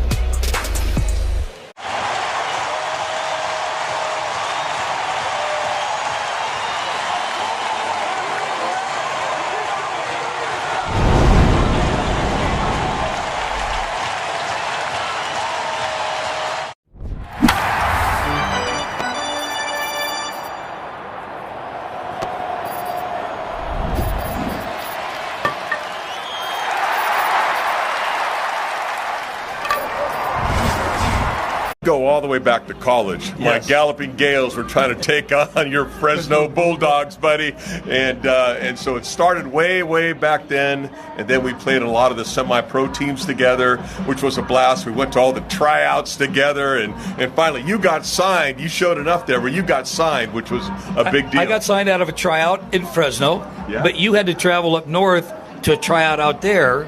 I got signed out of that tryout. Yeah, it was crazy. So I had a buddy that was a catcher at St. Mary's, and he got a tryout up in Bend, Oregon. And the team was the Victoria Muscles. It was an independent team, and Bend was the Phillies. So they were playing, and so I drove up with them. I brought a fishing pole, and I had some tennis shoes, and that's about it. And so he's having a tryout, and one of the scouts that we both knew was in the stands, a guy by the name of Eddie Bachman. And so Eddie looks at me and he goes, "What are you doing up here in Bend, Oregon?" And I said, "Well, I'm just here to watch Ron, try out and stuff." And so anyway, he talked to the manager and he asked me to go down there and throw a bullpen. Well, he signed me, and Ron didn't make it. So he drives back, and now I'm stuck up in Bend, Oregon, with like $5 to my name and a fishing pole. That was it. That was my introduction to Major League or professional baseball. And we've always competed against each other at the Major League level, but also when we really got to know each other was playing winter ball, which was to me a treat to go play winter ball. And we were playing together in Mayaguez. Yeah, that was so fun. I mean, such great memories back there, the Mayaguez Indios. I mean, it was a blast because, and a lot of it, honestly, was we were rivals when we were in college. We were rivals really when we got into the big leagues and stuff like that. And then when you get a chance to play together with someone, you have a completely different understanding of what they go through, how good they really are and stuff. And so you were like the heart and soul of that team. There was like a little nucleus of guys, you and Randy Reddy and Brad Wellman and those guys. I mean, you guys were freaking good. We just had the opportunity to pitch every fifth day and mess around for 4 days after that. Well, you guys grinded it out, and we ended up winning that whole league, and that was, tremendous memories. You made it to the big leagues, and I looked at some numbers. You're probably known more as a knuckleball pitcher, but you weren't always a knuckleball pitcher. No. I got to the major leagues as just a regular conventional pitcher. Not a real good fastball, pretty good curveball, and pretty good control, but it's not good enough to really be able to stay in the big leagues. I was up and down for a few years with the Brewers, and then I went to winter ball. I was in Ponce in Puerto Rico, and I just started messing with a knuckleball because I could. So nobody introduced you to it? No one introduced me to it. I could throw it, and I just started throwing it in the games. It was a winter ball, and I was like, oh, what the heck? So I started throwing it, and I'm getting some swings and misses, and I'm going, hey, this stuff, that might have something right here. And so the Indians at that time signed me to a minor league deal, but with an invite to Major League Camp in 1986. So I went there, signed it, went there, and I broke as the number 3 starter on the team. And that year, just throwing a knuckleball probably about 40-50% of the time, I ended up winning like 16 games and 17 complete games through like 250 or 60 innings or whatever it was back then. And the best thing about it, they had signed Phil Negro. And so Phil was on the team, so I had somebody to watch, to talk to play catch with every day. And he was about as helpful as could be. And he was 47 years old at that time. And I was able to watch him compete. And I go, you know what? I think I can do what he does. At 47? At 47, yeah. And here I am at 28 or whatever I was, 26. I don't know what I was. But it was remarkable how that all kind of happened. You ended up opening against the Minnesota Twins in 1991 in the playoffs. We're kind of fast-forwarding here. But you started, you had Guzman on the team, some Stottlemyre, some other guys, but you started that first game there. What went into the plans with that? Because you came over there, I believe, mid-season in a trade.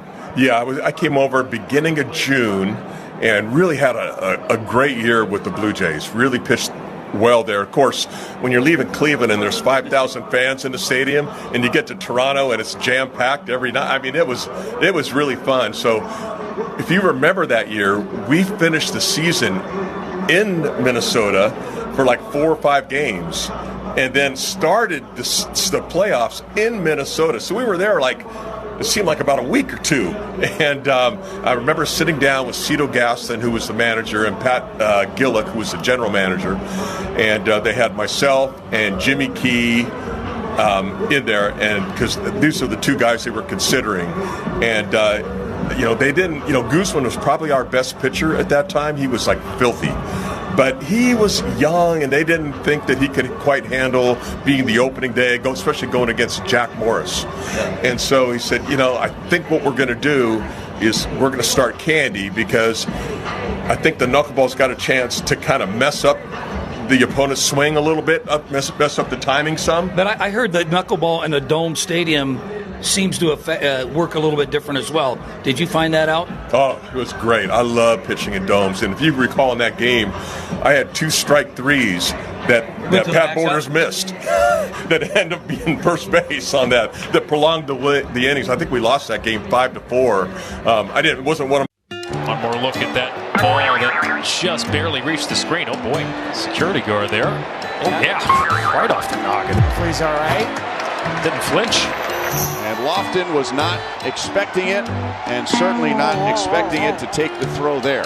2 outs. He threw it in the stands. He threw the ball in the stands. He thought it was 3 outs. Wow. That's a mistake that I promise you will not happen again from Cooper Ingle. All your favorite games from MLB Play are back, bigger, bolder, and better than ever. Test your skills with daily puzzles like MLB Pickle, the ultimate mystery player challenge, and Immaculate Grip, where stats and strategy collide. Then in Spinball, build your roster, take on your friends, and compete for the weekly prize. Or be the first to beat the streak and hit your way to the $5.6 million jackpot. Plus, the all-new Daily Walk-Off. Lock in your players by category for the walk-off win. The game's official home for games is MLB Play. Only on the MLB app and MLB.com. Puedes ser el dueño de grandes momentos del béisbol. MLB Auction te permite participar en la subasta de bates, bolas y jerseys autografiados, con artículos de tus equipos de grandes ligas favoritos, leyendas y jugadores. Visita auctions.mlb.com.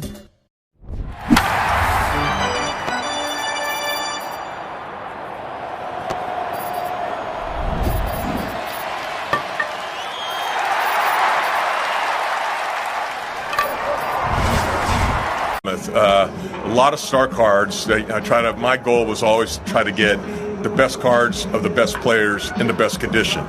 And so when we started out, remember the meal money, we used to get like a little manila envelope with like $1,000 in it, which was your like meal money. Yeah, that was my meal money. But you could eat it in the locker room. So I would take that meal money and I would find a card store, no matter what city we went to, and I'd just go down there and hang out during the day, and I'd buy these old Ty Cobb cards and Babe Ruth cards and Lou Gehrig cards and Jimmy Fox cards, Dizzy Dean cards, and they weren't even that expensive. They were like a couple $100 for this and a couple $100 for that, and a big purchase might have been $1,000. You got to hold your breath on that one, but and then grading came into being, and I got a lot of the cards graded, and then auction houses and the internet started, and then it just blossomed. And then when COVID hit, it blossomed even more because people really got into collectibles at that time. And now it's all rip and ship. These guys buy these cards, they rip them, they ship them, and now Pokemon's coming in. It's exploding all over the place. But the cards I have, I cherish. I got a Babe Ruth rookie card. I have Ty Cobb cards. I have, like I said, I have lots of those. Willie Mays cards, who was like probably my favorite kid or favorite guy growing up. So I got his, every card of his through the 50s and 60s. So, I got an extensive collection. Tom, I appreciate your time. Thank you. You got it, Danny. All right, back to the studio. Think about that. Tom Candiotti has a rookie Babe Ruth baseball card. That, my folks, that is impressive. Another behind the batting cage interview there out of our Rain Delay Theater. Danny with Tom Candiotti. A theme in the two behind the batting cages that we played for you here was Terry Pendleton, who faced the Twins in the 1987 World Series as a Cardinal, and then again in 91 as an Atlanta Brave. And then Tom Candiotti was on the Toronto Blue Jays squad in 91 when the Twins defeated the Jays in the American League Championship Series. I remember a big talking point back then around that series was the decision to start Candiotti in Game 1 instead of going with Juan Guzman, and the Twins did pin 5 runs on the board early in Candiotti and win Game 1 against him at the Dome. He also started Game 5 up at Rogers Center, the Sky Dome back then, gave up 4 runs, 2 of them earned in 5 innings. He did not factor in the decision, but that was the 5th and final game as the Twins wrapped up the American League pennant in that. For the first 2 months of the season, San Diego's dynamic showman, Fernando Tatis Jr., has experienced, well, let's just call it a power outage. One of the game's most electric players had gone 55 consecutive games and more than 200 at-bats without a home run. That all changed last Saturday against the Nats. In the top of the 5th, Tatis faked a bunt on the first pitch, but on the next pitch, he unleashed, like really unleashed, crushing the ball 451 feet.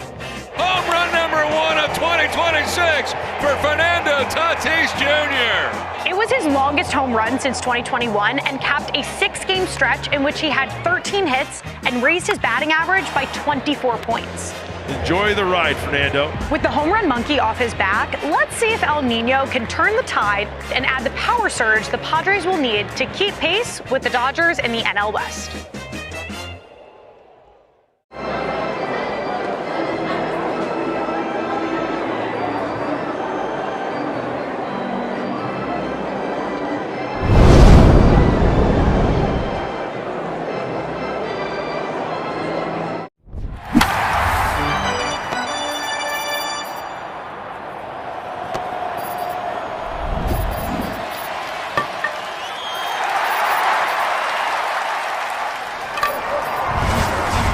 Is getting loose right now, even though they're going to come to bat in the bottom of the 3rd here. But Garrett Cole was out in the bullpen warming up, so he was throwing lightly. Umpires are out in front of the Twins dugout. They put the soccer game on.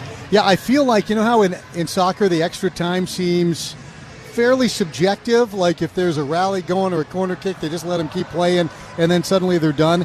I feel like our rain delay has entered that phase that as soon as Argentina and Cape Verde are done, then they're going to go ahead and let us play baseball because this crowd has been very much into the 3 goals in extra time. So we're going to watch some Argentinians roll around on the ground and writhe in pain here before Paredes comes out to face Jose Caballero, Austin Wells, and Trent Grisham.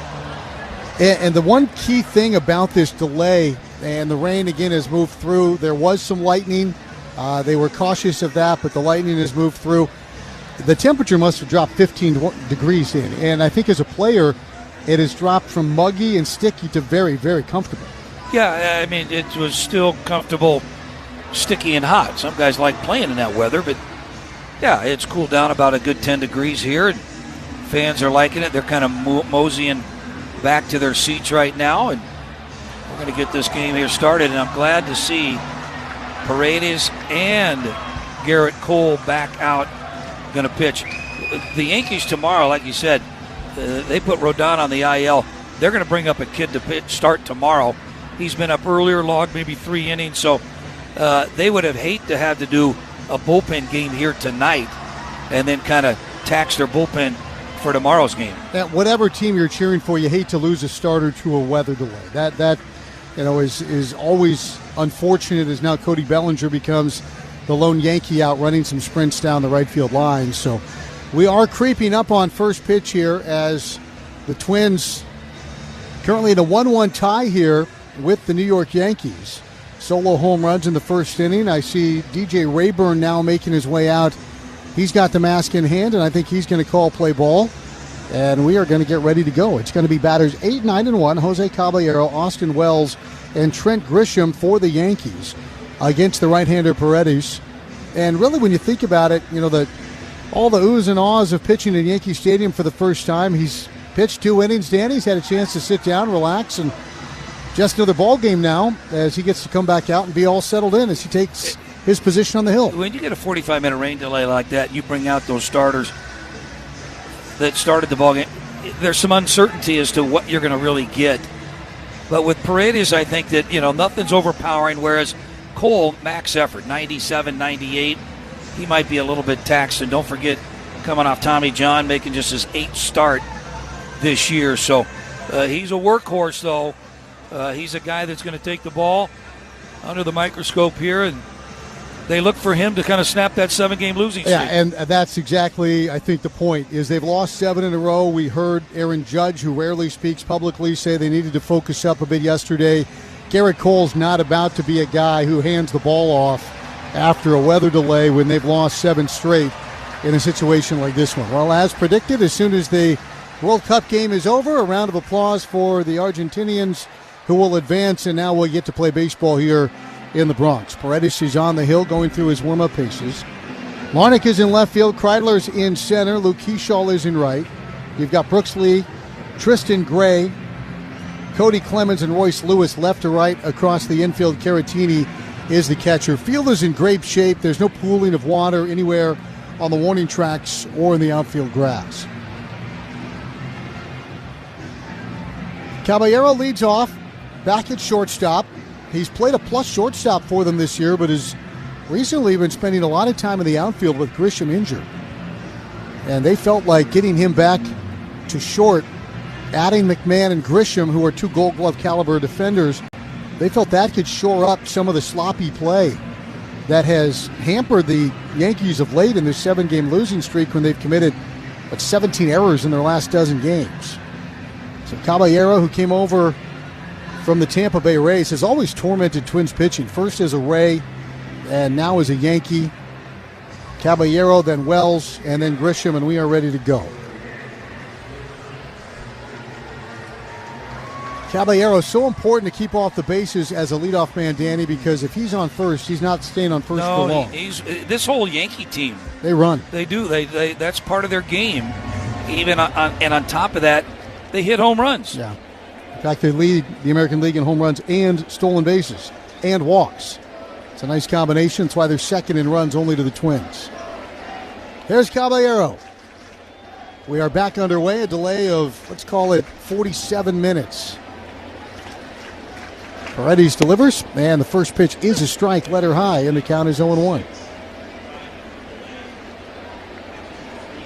Now they're going to call it a 53-minute delay. Nice guess, Chris. I think they called it from when the delay started, not from when the tarp came out. As a pitch down, so they started the clock early on me, Danny. It's 1 ball, 1 strike. Okay, my bad. I will say this. You going with 47 or 53? I'm going 53. I'm in their house. I'll follow their rules. 1 ball and 1 strike to Jose. Lee creeping in at third. They play him straight up, and he flinched him with a strike, and the count is 0-2. Boy, that sweeper had Caballero, the right-hander, bailing out of the box. You talked about Lee playing in on the grass. That's another thing that the Yankees like to do is they've got some guys on the team that bunt. Caballero would be one of them. Steps out, he wipes his brow. He's got something in his eye. He's got the very creative eye black going. Starts on the side of his nose and ends up in the middle of his sideburn. 1 ball, 2 strikes. Paredes readies and delivers. It's tapped weakly towards third. Lee charges, picks it up, throws on the move, right on target. And Caballero is out number 1. So an out recorded, and that'll bring Austin Wells into the batter's box. Austin Wells came up, hit 21 homers a year ago. He was really good offensively the year prior. This year, the bottom has dropped out of his offense. He's hitting a .153 with an OPS of 488. He is in the bottom 3 of all qualified hitters in average and OPS. Bats from the left side, and the first pitch drops just wide. 1 ball, no strikes. Mired in a 2-for-25 slump, and that's why everybody in New York is talking about the trade deadline and adding a catcher who can hit. Some lightning in the distance. The 1-0 swung on and popped up.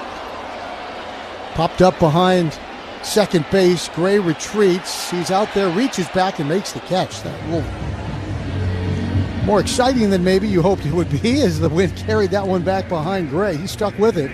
Tristan makes the play, 2 outs for Grisham. Well, I talked to Kreidler the other day about him ball hogging and calling everything, and right there, that's the opportunity for him to come in and take charge, and he just became a spectator.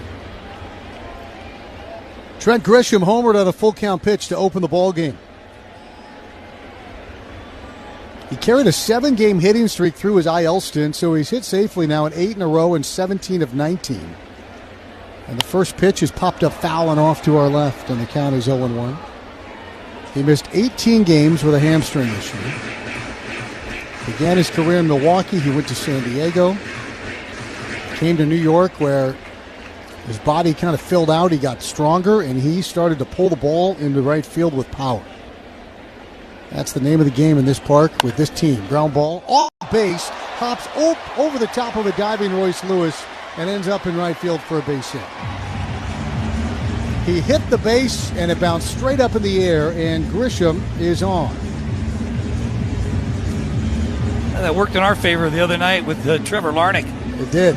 Driving in a couple runs on a ball that hit the bag up the middle. Hit that ball pretty hard, and it just did catch the base. And a helpless Royce Lewis is laying in the dirt behind the bag while that one ends up in the outfield grass. Here's Ben Rice. The dangerous Rice. Lined out to right, broke his bat first time up. Takes wide, 1 ball, no strikes. 2 for his last 26. Grisham at first base. Coming off that hamstring issue. He does have 6 stolen bases, but he has a very minimal lead. And a pitch down and in, and the count is 2-0. You'll recall with Rice, it was a 3-0 count in the first inning. And he ended up swinging at the 3-0 and fouling it off. And then he broke his bat on the liner to right. Signed by the same scout that signed Anthony Volpe and Mickey Gasper. Here's the pitch. Down and away, and it's 3-0. So Paredes, who's known as a strike thrower, has gone 3-0 twice now to Ben Rice. 1-1 ball game. 53-minute weather delay is over. We're in the bottom of the third. Short lead for Grisham, and the pitch is taken for a strike. The count is 3-1.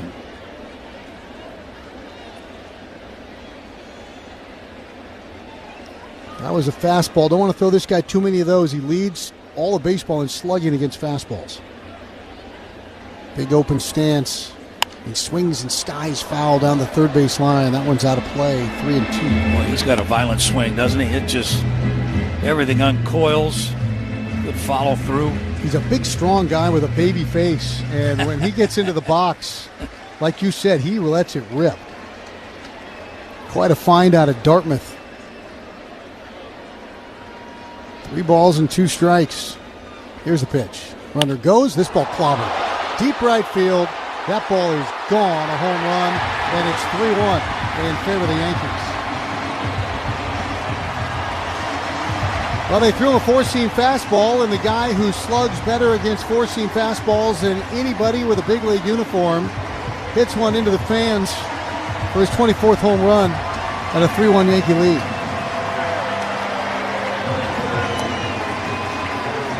Bad combination right there. That was center cut.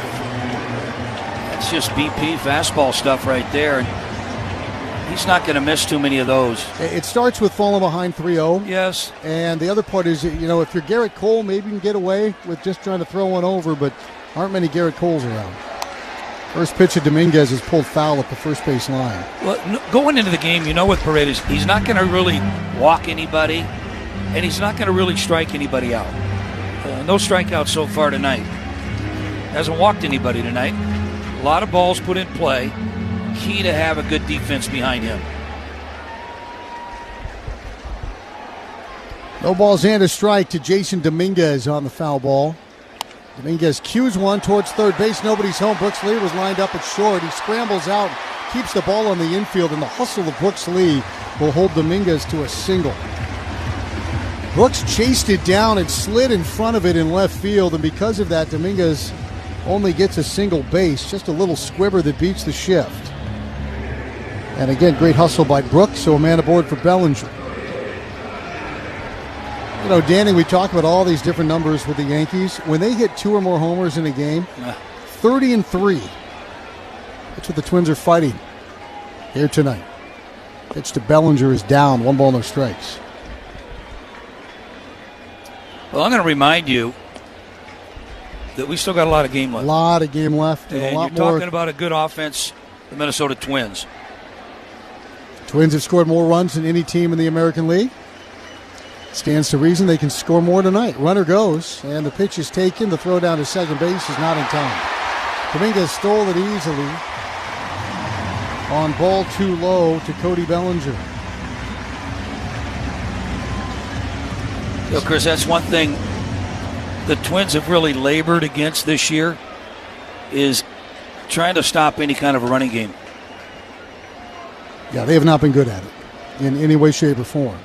And that's part of what makes this Yankee team so dangerous. Their number 3 hitter swiping backs as Bellinger pulls one into the dugout and count 2-1. They can slug, again, first in homers, and they can run. That can smooth over a lot of other warts in your offense. 2 balls and a strike, runner at second. 3-1 in favor of the Yankees coming out of the delay. The pitch is high, and the count is 3-1 now to Bellinger. Well, those numbers don't seem to have helped them in their 7-game losing streak. I'd pin it more on the defense. Yeah, a lot of those runs unearned against them. They aren't scoring runs, though. 2.6 runs per game over the last 7. But they've bested that already tonight with 3. Bellinger from the left side, 3-1 pitch. And that's ball 4. They're going to challenge it. Catch is challenging. Caratini trying to help his pitcher out, but I don't think he's going to be able to. Pitches the ball. Minnesota has 1 challenge remaining.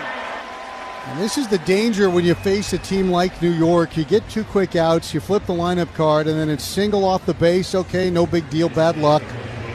Then you throw a 4-seamer right down the middle on 3-2. I think that's a pitch choice they probably would rethink. It turns into a home run. Then a little squib single, nothing big, but guy steals second, turns it into a double. And then you walk Bellinger, and suddenly you're gasping for breath out there. And now Pete Mackey out to make a mound visit. And we'll take 10 seconds for station identification on your home for Twins baseball.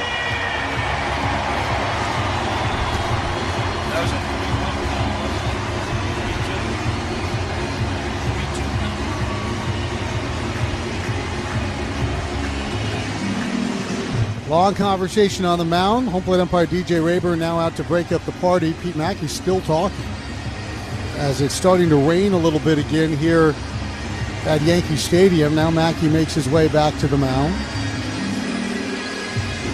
And Paredes will try to figure something out against Paul Goldschmidt. 0 for his last 17, but having a really good year. Now remember what we told you about Ben Rice, number 1 in the league in slugging against four-seamers? Well, Paul Goldschmidt is number 2 in the league slugging against four-seam fastballs. Might have been part of the conversation they just had. Runners on at first and second. 2 outs. Don't sleep on Dominguez. Swiping third. First pitch fouled straight back. Danny, there is no infielder close to Jason Dominguez at second base. Yeah, and 2 down. Goldschmidt, there's certain hitters don't like that base runner dancing around or even trying to steal if you are. Do it on the first strike. I'll take one for you. No balls, hand a strike to Paul. Dominguez dancing now. Paredes steps off and looks back. Doesn't throw. I think Jason Dominguez realized that nobody was close and figured he'd see what he could work out of the situation. They're still way off the base. And the pitch is taken for a strike outside corner. Nice little cutter. He's going to challenge. Batter's challenging. Boy, he's going to win that challenge, Danny. That pitch wasn't way close. Outside. Pitch the ball.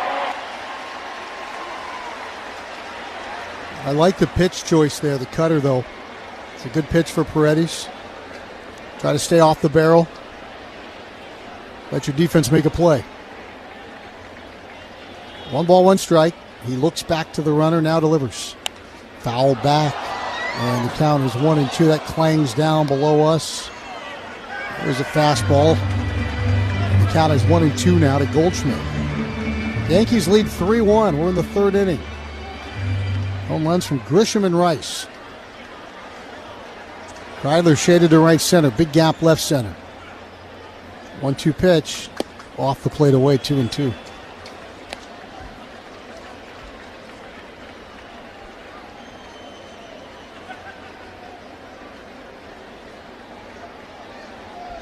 Two balls, 2 strikes. Yankees at first and second. There are 2 men out. Chisholm's on deck. Here's the pitch. Swung on a miss, and he fans. Goldschmidt came back to that good cutter, and he got him with a cut fastball to end the inning. Pop quiz. How do you go from Captain Clutch to the Iron Horse through a milestone and a marathon? The answer is on Hall of Fame Connections.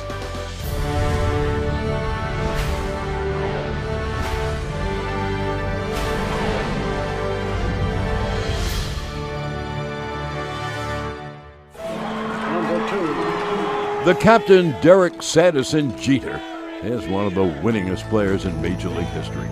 He was wearing these very batting gloves when he notched one of those most memorable hits, the 3,000th of his career. Are we supposed to spit in them like they do the batting gloves? No spitting. This is a non-spitting museum.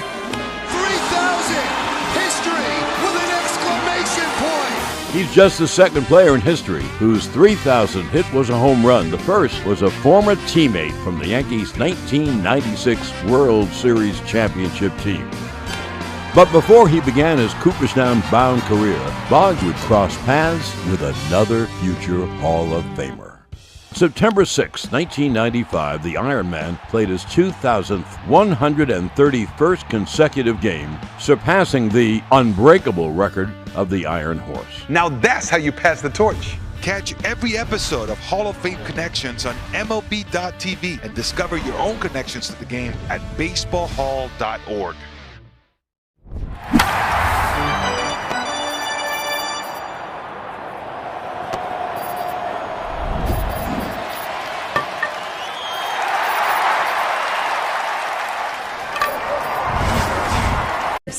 From opening day through the off-season, United Healthcare is committed to helping Twins Territory live well and feel their best all year long. Learn more at UHC.com. That's UHC.com. United Healthcare, committed to care. You're listening to the Treasure Island Baseball Network. This portion of Twins Baseball brought to you by United Healthcare, committed to care. Learn more at UHC.com. We go to the fourth. Here's Danny. Well, thank you, Chris. Good evening, everybody. Garrett Cole back out.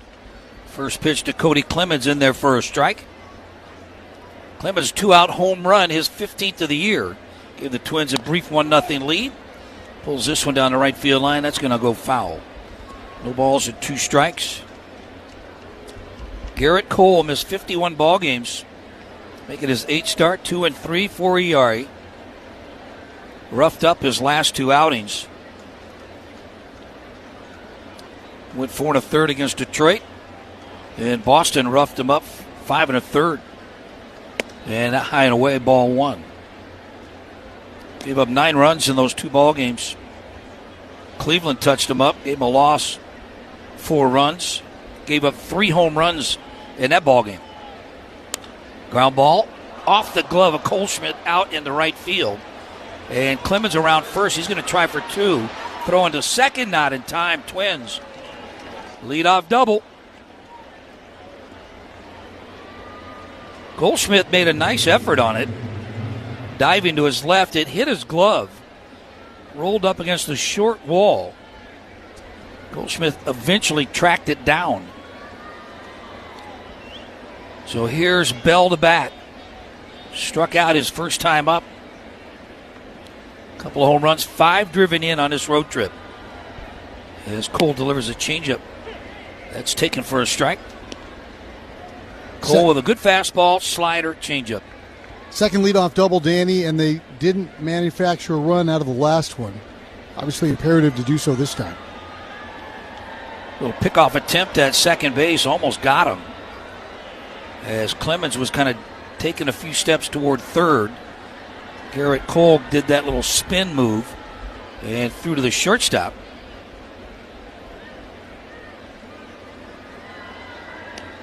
Almost got him.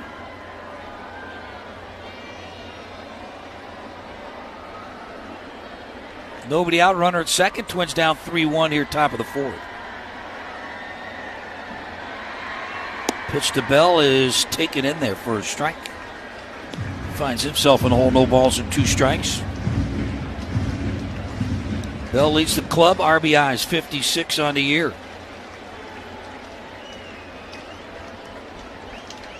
Clemens at second, and the pitch swung on and missed. Boy, he chased a high heater, 97, up around his neck. Strikeout number 5 for Cole.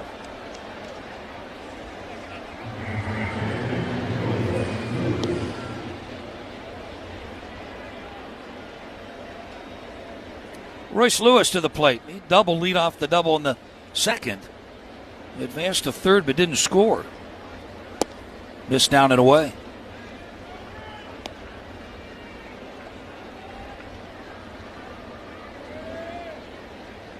Cole missed 51 games this season. Missed the entire 2025 season. And a pitch down and away. 2 balls, no strikes to Lewis. Clemens way off the bag that time, bluffing towards third. We've seen him steal third already this year. And Clemens, one of the guys not afraid to run. 6 stolen bases. Early. And here it is. Strike on the outside corner.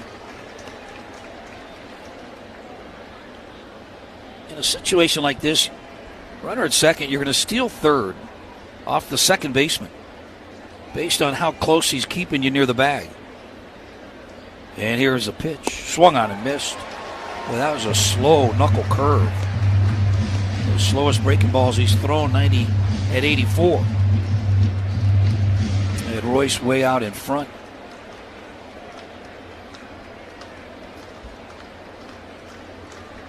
Count even at 2-2. Royce going to call timeout.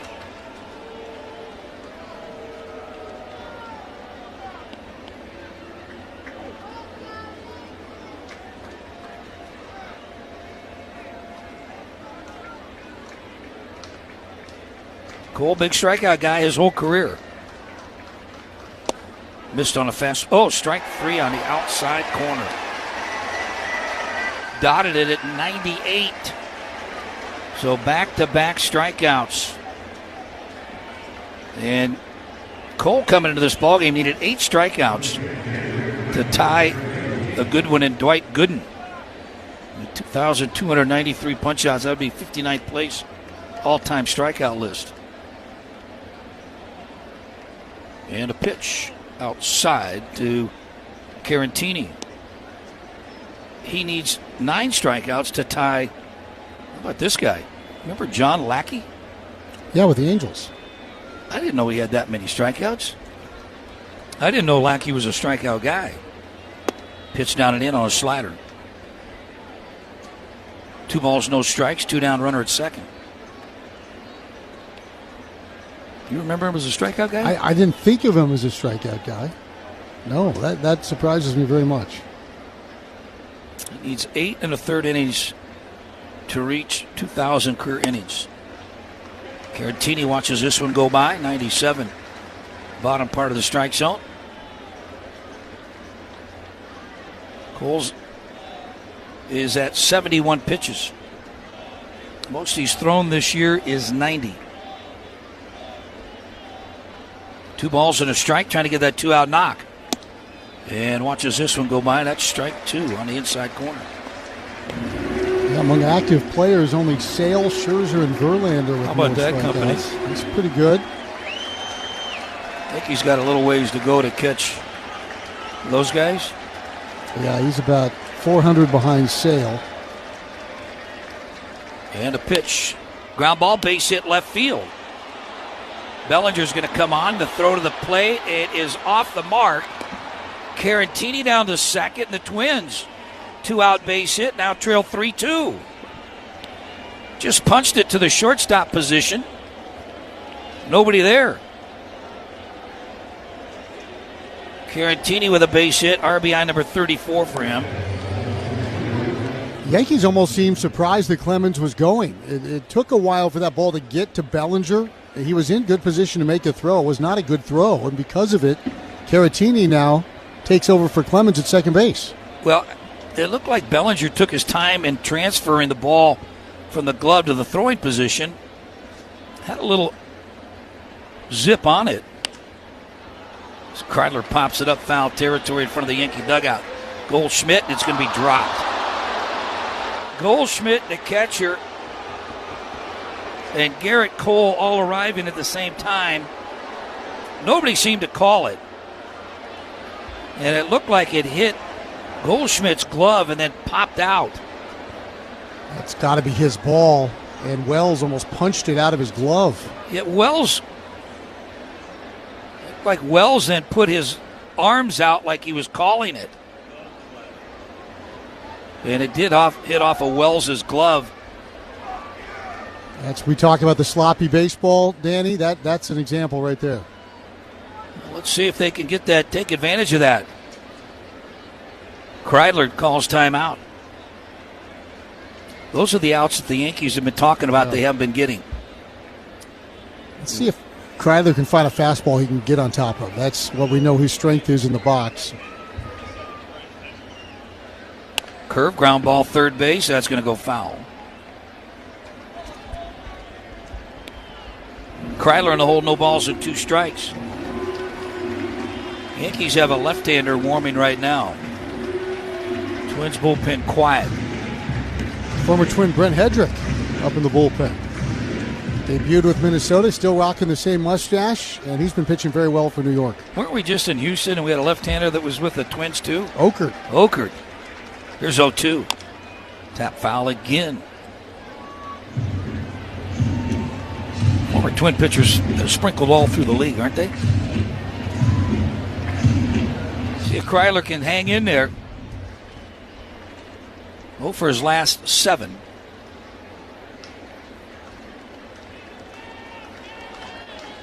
Cole out of the stretch, delivers.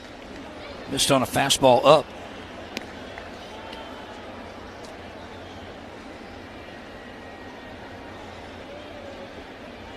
Kreidler again out in center field. No Byron Buxton. Timeout called by the catcher. As Cole. They're going to charge him a ball. Pitch clock. The umpire put 2-2 up. Yeah. I understand there's a buzzard that they get and not just look at the clock. Carantini, good lead at second. And now timeout call. That's not going to sit well with Cole. No. Scoreboard has not registered that ball. But you could clearly see DJ Rayburn put up a 2-2 count. Mm-hmm. Cole going to lean in, and now we're going to redo this. Righty delivers. Strike 3 on the outside corner. 7 strikeouts for Cole. Twins get a 2-out base hit and creep a little closer. A new score after 3.5. Yankees 3. Twins 1 on your home for Twins baseball. Ketel Marte, for the first time in his career, has homered in 4 consecutive ball games. He's homered in 4 straight. 5 of his last 6. That's 17. 1 earned run, 2 runs on 1 hit, no walks, and 9 strikeouts for Tarek Skubal. It's just nice to see him get back to being dominating Tarek Skubal, because this is the guy we're going to see a lot of the rest of the year. 7 scoreless innings for Christopher Sanchez tonight lowers his ERA to exactly 2.00. It's a long home run for Junior Caminero. He's homered now in 5 consecutive games. He has 8 home runs in his last 7 games. Those are video game numbers. What a start for Cade Cavalli. Ends his night with an even 100 pitches, strikes out a career-high 13, and gets some love from his teammates and coaches. Mariano Rivera, cutter man, what can you say? Because lefties had no chance against him. Randy Johnson. All you want to do is try to make contact and put the ball in play.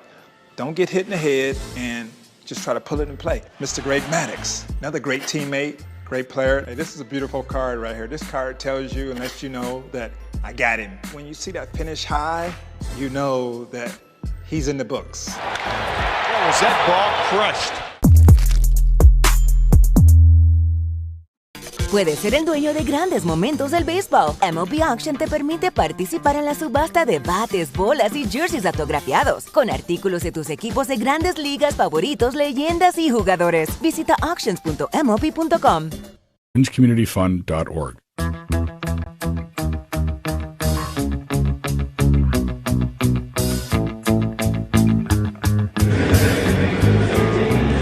Back here at Yankee Stadium, Jazz Chisholm will make that walk to the batter's box. Yankees up 3-2. Bottom of the 4th. It's even at 4 apiece. Yankees had a left-hander warming earlier, and now nobody is throwing right now. As Cole in the dugout. Chisholm popped up his only at bat. And he pops this one up too down the right field line. Into the corner, and that ball is foul. Kershaw got over there. Chisholm looking in the dugout to see if they're going to want to have an umpire's review. First base umpire James Hoy, crew chief. He got down there. Foul.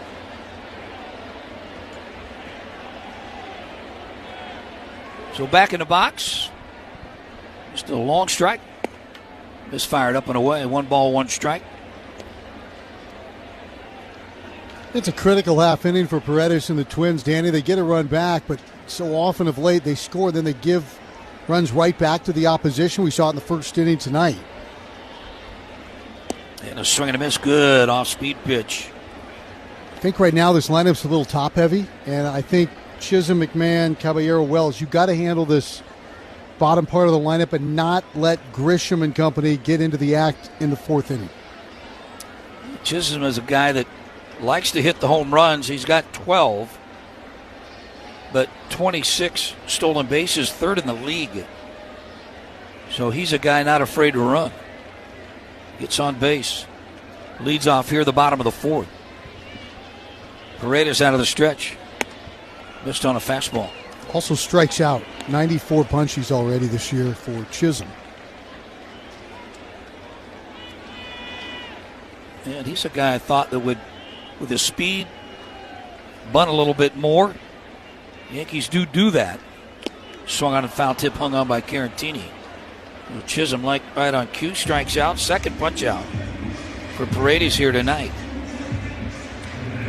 Got to get McMahon to the plate.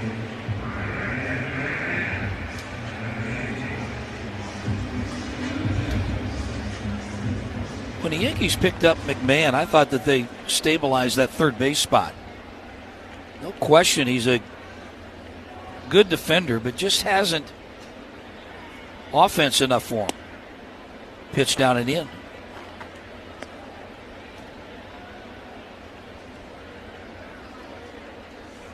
Some guys can come here and play on this stage, and some just have a tough time. Swing and a miss. 1 ball, 1 strike. I think if Sonny Gray didn't do well here, Joey Gallo had trouble playing here. Missed outside. Chuck Knobloch. Yeah. He struggled. A lot of good players that just aren't comfortable in the crucible that is New York. It's come from these smaller clubs. And a swing and a miss on a breaking ball.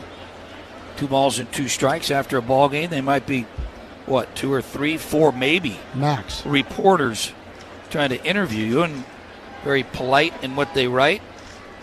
Here at Yankee Stadium, you probably got 15 writers. Claws out. Yes. Not all of them. And a 2-2.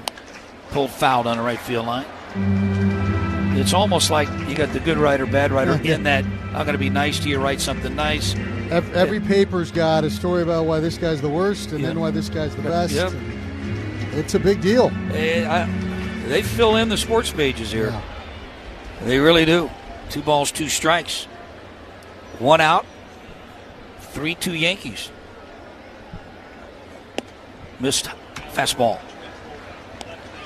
And Danny, that's something that Brian Cashman and company, they have to evaluate that when they're making trades. We always talk about their willingness to go out and add guys, but that's a big part of their criteria. Yes.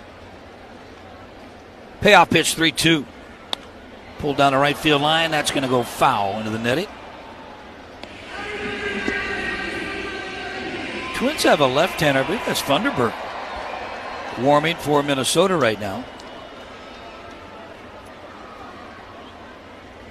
Caballero's due up next.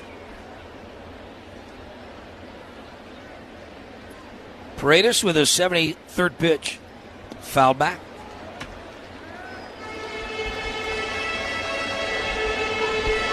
Is this a place you think you would have liked playing? No. First of all, where would you want to stay? Yeah, you're going to live in New Jersey and drive in, and you're going to, it's hard, right? Yes. I just wouldn't like all the concrete. Changeup missed high. We walked him. Second walk issued by Paredes. There's some cities that I would have, if I played there, maybe stay downtown. You enjoy that, certain cities.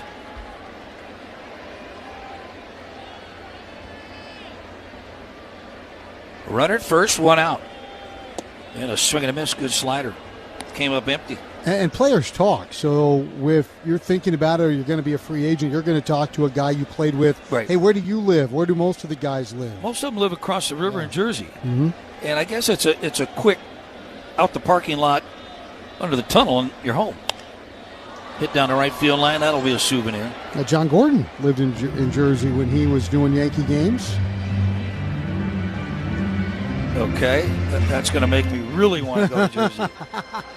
Knowing that Gordo's over there, I'm going over there. Carpool with Gordo? I'm trying to think. There was a player that signed, and in the contract he had a driver. Popped up, should be playable. Lewis, second baseman now. Clemens going to call. And that's in fair territory, out number 2. You put in your contract that the club will pay for your driver to drive you to and from the ballpark. Did you have a driver in Japan? We did. Yeah? We did. Here's Austin Wells, the number 9 hitter. Popped up his first time up. Breaking ball, boy, where'd that miss? Just outside, 1 ball, no strikes. Wells now 2 for his last 26. 153 average. There's 2 doubles, 4 homers, 10 driven in. And a swing and a miss. Go back to where we started with this half inning. It has to end here. You can't flip it to Grisham. You got to take care of the weakest spot of the apple here in Wells. Well, I think that's what Funderburk's for Grisham. Come in the ballgame. And a swing and a miss. Right after this guy. I say that 150 and, what'd you say, 21 home runs he got last year? He is a different player this year. Somebody would say, take him to the eye doctor. That's always where you say to start. I think it makes so much sense. Ahead 1-2. 2 down, runner at first. Paredes delivers. Ground ball, weakly hit right side. Clemens fields it and retires Wells. They have a 1-out walk, Strandham. We've completed 4. Ketel Marte, for the first time in his career, has homered in 4 consecutive ball games. He's homered in 4 straight, 5 of his last 6. That's 17. 1 earned run, 2 runs on 1 hit, no walks, and 9 strikeouts for Turk Skubal. Just nice to see him get back to being dominating Turk Skubal, because this is the guy we're going to see a lot of the rest of the year. 7 scoreless innings for Christopher Sanchez tonight, lowers his ERA to exactly 2.00. It's a long home run for Junior Caminero. He's homered now in 5 consecutive games. He has 8 home runs in his last 7 games. Those are video game numbers. What a start for Cade Cavalli. Ends his night with an even 100 pitches, strikes out a career-high 13, and gets some love from his teammates and coaches. 1-0, crack to deep center field. Varsho going back as far as he can go! And Legaliers has a grand slam! 6-2 A's. Shea's 3rd home run of the series is a grand slam.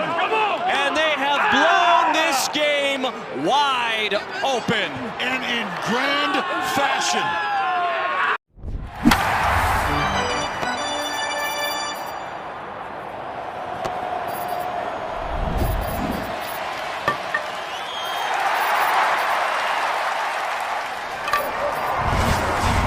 Now, the Cardinals won this one 17-1. Starting pitcher for the Cubs, David Peterson, allowed 8 earned runs. 19th time this year where the Cubs starter has given up at least 5 earned runs. By the way, the Cardinals, 13 of their 17 runs came with 2 outs.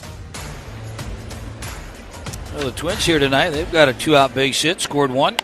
2-out home run is Gray. Lifts this ball deep to center field. A Gold Glover out there. And Trent Grisham makes it look easy and runs that one down. So 1 pitch, 1 out. Number 9 hitter, here's Keyshaw to bat. Good sign, though, for Tristan Gray. He got a hold of that one. Danny drilled it 106 off the bat. He'd been swinging and missing a lot lately, so a step forward there as he hit one to the deepest part of the ballpark. Just wrong guy out there playing defense. Keyshaw homered in Houston. 3 now on the year. He's driven in 25. Watches a breaking ball. Catch the outside corner for a strike. 80 pitches for Garrett Cole. Well, he's the horse. He's the one that is going to take this franchise back in contention. And here it is. Ground ball, base hit down the left field line. That's extra bases. Keyshaw around first as Bellinger gets it back in. It'll be a one-out double. Here he is pulling the ball, getting some hits. Love to see it. You think the conversation we had the other night really it settled in on him? Well, I know he's working on it in practice. Did a lot of that BP today. Keeps that bat level, no chicken wing there. Top of the order, here's Larnach to bat. 0 for 2, strikeout and a flyout. Now here's where Keyshaw programmed right. Take third base. McMahon, though's even with the bag, but off the line a little bit. Easy for him to change up call to strike to Larnach.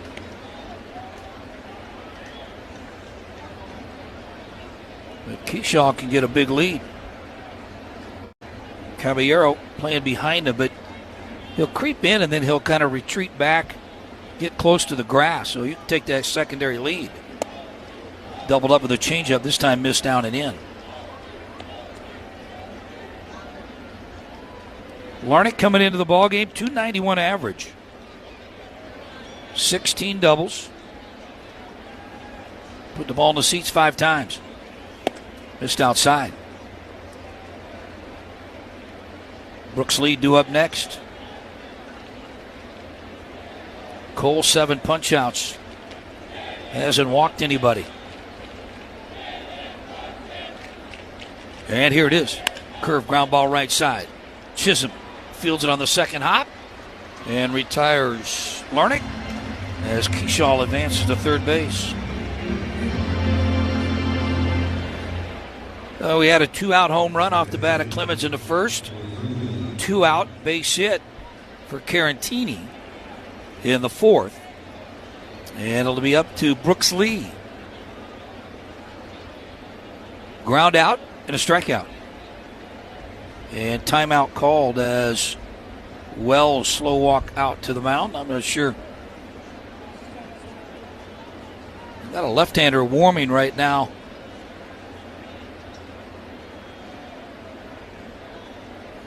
Could be the last hitter. You've got the lefty Clemens due up next.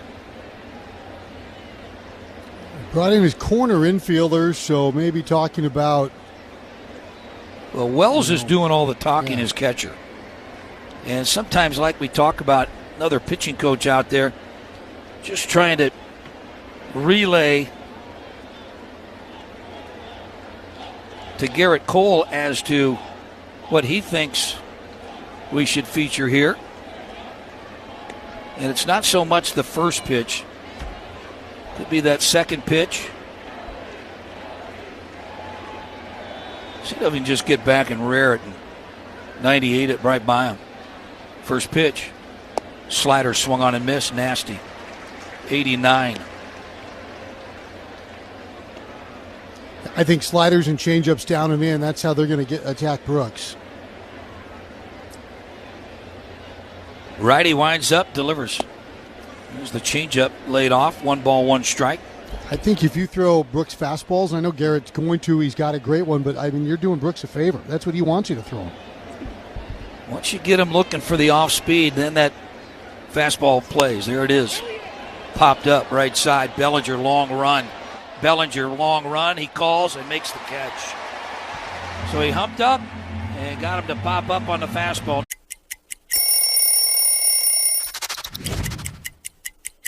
So Rockies is really like where my major league career really took off. You know, it was a special time in my life, 7 years with the team. And this jersey in particular, 2018 postseason patch on it here. So I've always kept all these jerseys with the patch on them because that's what it's all about, is getting to the playoffs and trying to win the championship. You know, the black jersey with the cutoff, not a lot of teams rock the cutoff anymore, but this is a jersey we wore all the time in Colorado.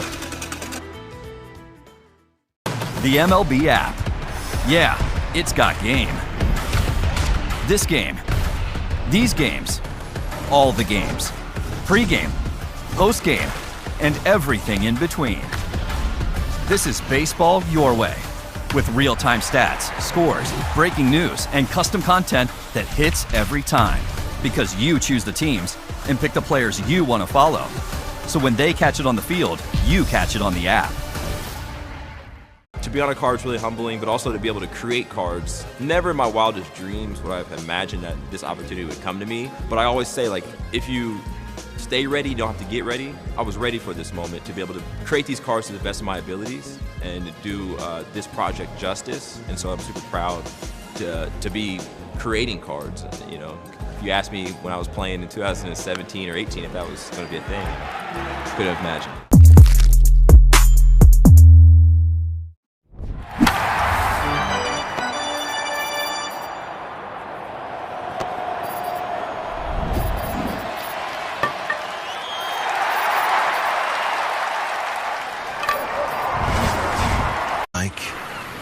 For others, it's... But this is our playa. Corona. La Playa awaits. Relax responsibly. Corona Extra Beer. Imported by Crown Imports, Chicago, Illinois. This is the Treasure Island Baseball Network. Well, that's going to be it for Mike Paredes. 4 innings, 4 hits, 3 runs. Walk 2 strikeouts. He'll give way to the left-hander, Cody Funderburk. Funderburk, last time he pitched was against Colorado. And the first pitch to the left-handed Trent Grisham. That's in there for a strike. Grisham 2 hits. He scored 2 of the 3. Hit a leadoff home run in the bottom of the first, tied it up 1-1. Missed outside, 1 ball, 1 strike. And then a 2-run homer by Ben Rice. Twins got a homer by Clemens. 2-out base hit, Carantini. And a 1-1. Way outside.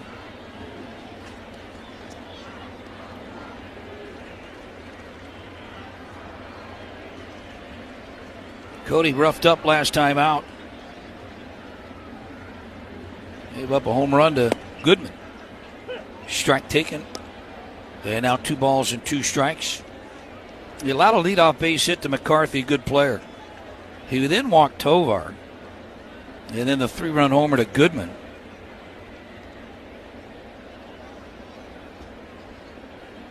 With Banda on the IL,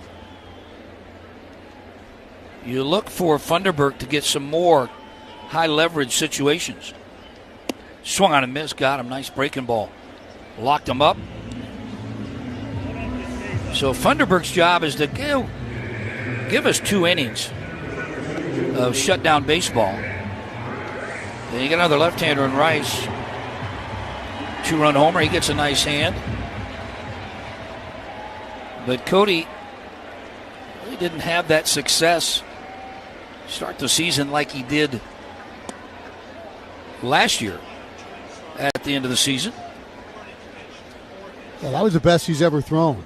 Was at the end of last season. And the volume, the velo was up on him. He was pitching ahead. Tap foul. No balls and 2 strikes. And that latter part really is the critical thing with Cody, right? Pitching ahead. When he throws strikes, his ball moves all over the place. But if he's in the zone with it, he's going to get outs. Where he gets in trouble is when he's out of the zone. What does he have, Danny?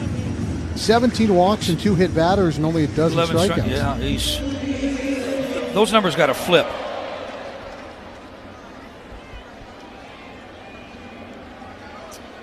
He's ahead a dangerous hitter here in Rice. No balls, 2 strikes. And that almost hit him. A breaking ball, and that's the inconsistency. He's got a good one. And that stayed up and in, almost got him in a right shoulder.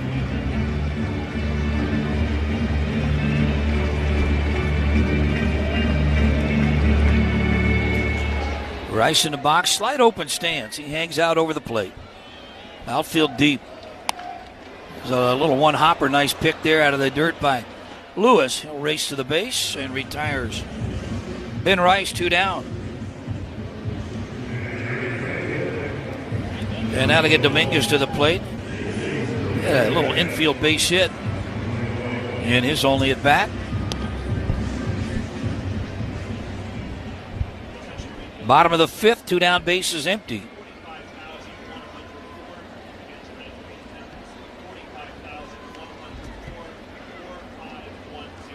And a ground ball pulled foul. Now it's in the attendance, of course, Twins pack them in everywhere. 45,104 in attendance. Pretty good group. Real good group. And there's no concert afterwards. No wrestling. No. That's coming up July 10th, Danny. Cheerleaders. Weekend. There are fireworks tonight. We will have that.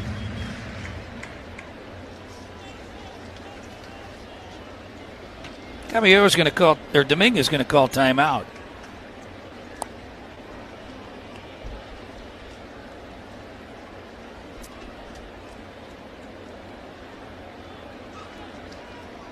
As Funderburk on a 1-1 count delivers. Pulled foul down the left field line.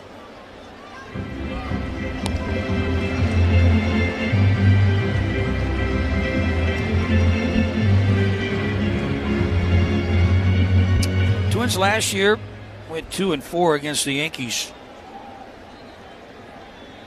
1-2 here in the Bronx. Swung on and missed, got him. So a couple of strikeouts for Cody Funderburk. 5 in the books, and it's the Yankees 3, Twins 2 on your home for Twins baseball. At the wall, leaping catch. What a play by Joey. And Peters runs it down. What a grab by Tristan Peters. At the wall, leaps in front of the fence, and he got another one. Colton Cowser soars into the sky. Slides and makes the catch. Nathan Lucas with a fantastic grab. And look at Nunez laying out to his right to rob Jaron Duran. Racing back Straw, and he's got it. Caught on the slide, Noel B. Marte. McKinstry dives on it. A whale of a play. He leaps and makes an unreal catch. Are you kidding me? Nice sliding stop, Lau, and what a play by Brandon Lau. And he is at the plate. There is no better defensive left fielder in the game. Coming in, Jonah Cox, and he'll dive. Wow, what a play. Caro sliding, he got it. It's a big out. Rounded right back to him. He spins around to whip it over to Freddie Freeman. Didn't have much time to think about it either. Dandy play indeed.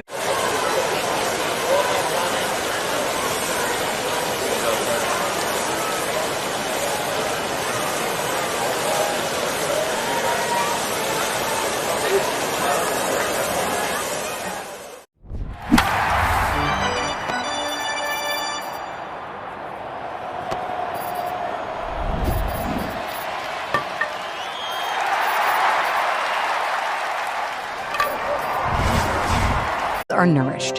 Join the movement to end hunger at feedingamerica.org/actnow. Brought to you by Feeding America and the Ad Council. Next time you visit Target Field, be sure to visit the value stands. Food, snacks, drinks, and desserts all under $6. Go to twins.com/value to learn more.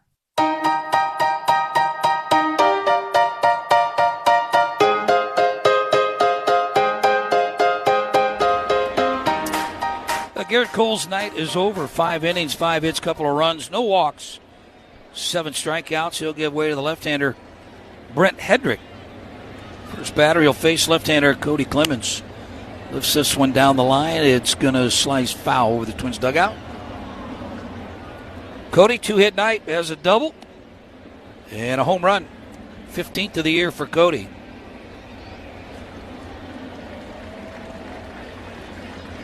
Twins have hit a homer, 3 doubles. And that missed down and in the dirt. Hedrick, 4-1 on the year. Good little 1.52 ERA. 41 1/3 innings, giving up 33 hits. 16 walks and 43 punch-outs.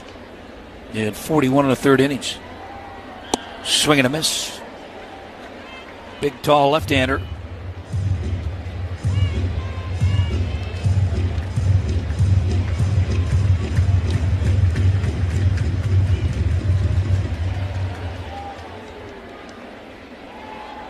Cody calls timeout, and now back in the box. And a swing and a miss.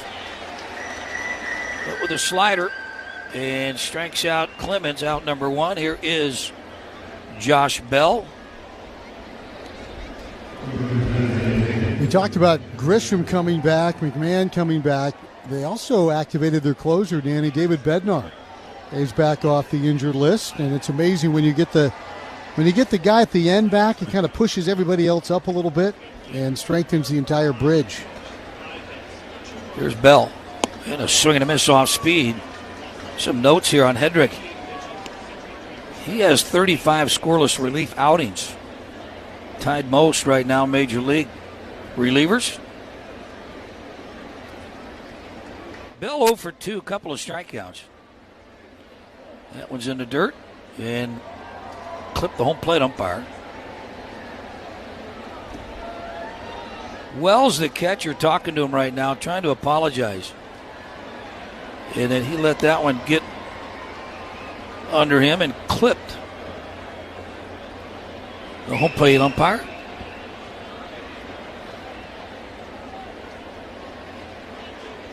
Bell batting from the right side. Pitch down and in. And 2 balls and a strike.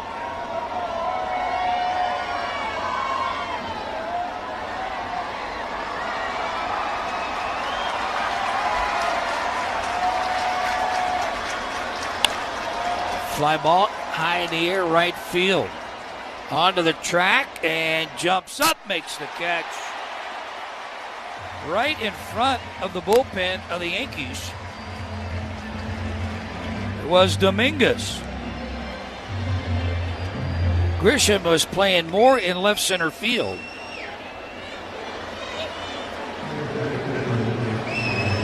Good when it left his bat.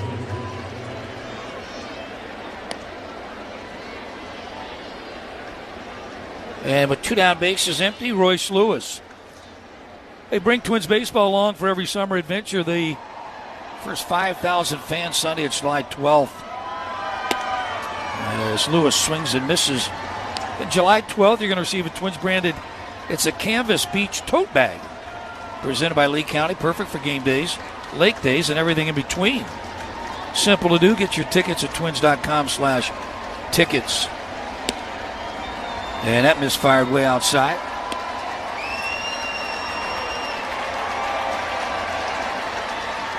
I mean, you got 45,000. You try to get the wave going here at the stadium.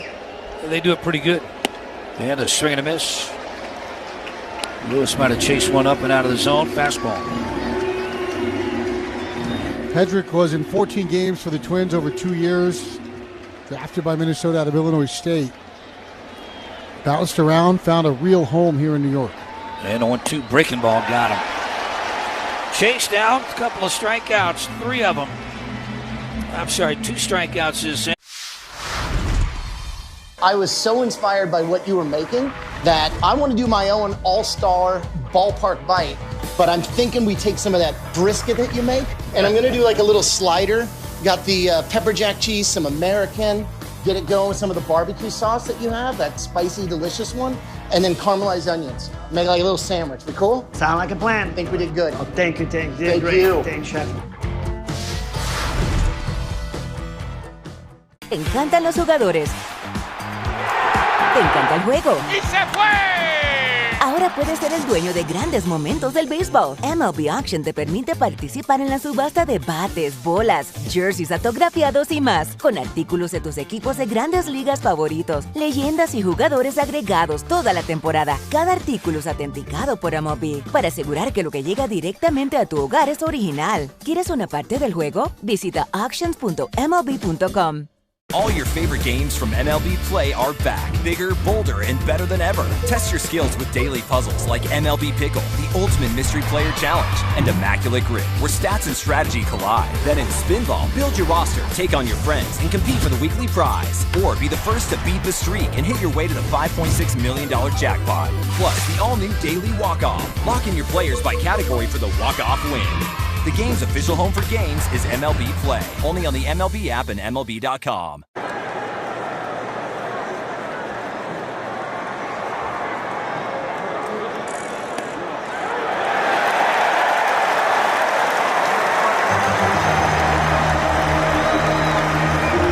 You show up as a fan. My Twins makes every game more rewarding. Join today at twins.com/mytwins. You're listening to the Treasure Island Baseball Network. Hey,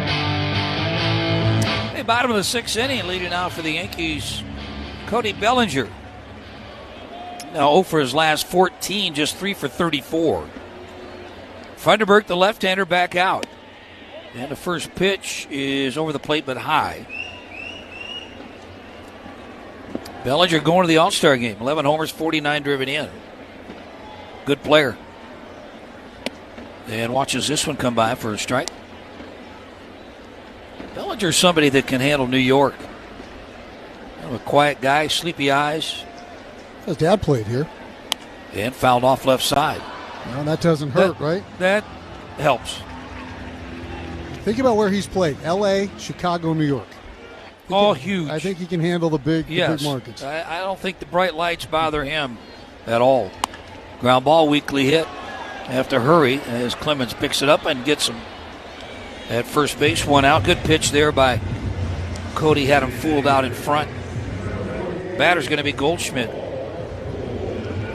And we said Funderburk came out in the fifth. Grisham left-hander, Rice left-hander, Dominguez right-hander, and then you get Bellinger here. Got Goldschmidt bats now, a right-hander, dangerous. And then Chisholm takes first pitch down and in, ball one. Hey, this series versus the Yankees always brought to you by Madden's on Gull Lake, Minnesota's classic resort. And a pitch. Fouled off right side. Said he's laboring a little bit. 0 for his last 18 is Goldschmidt. So with that being said, 14 homers, 41 driven in.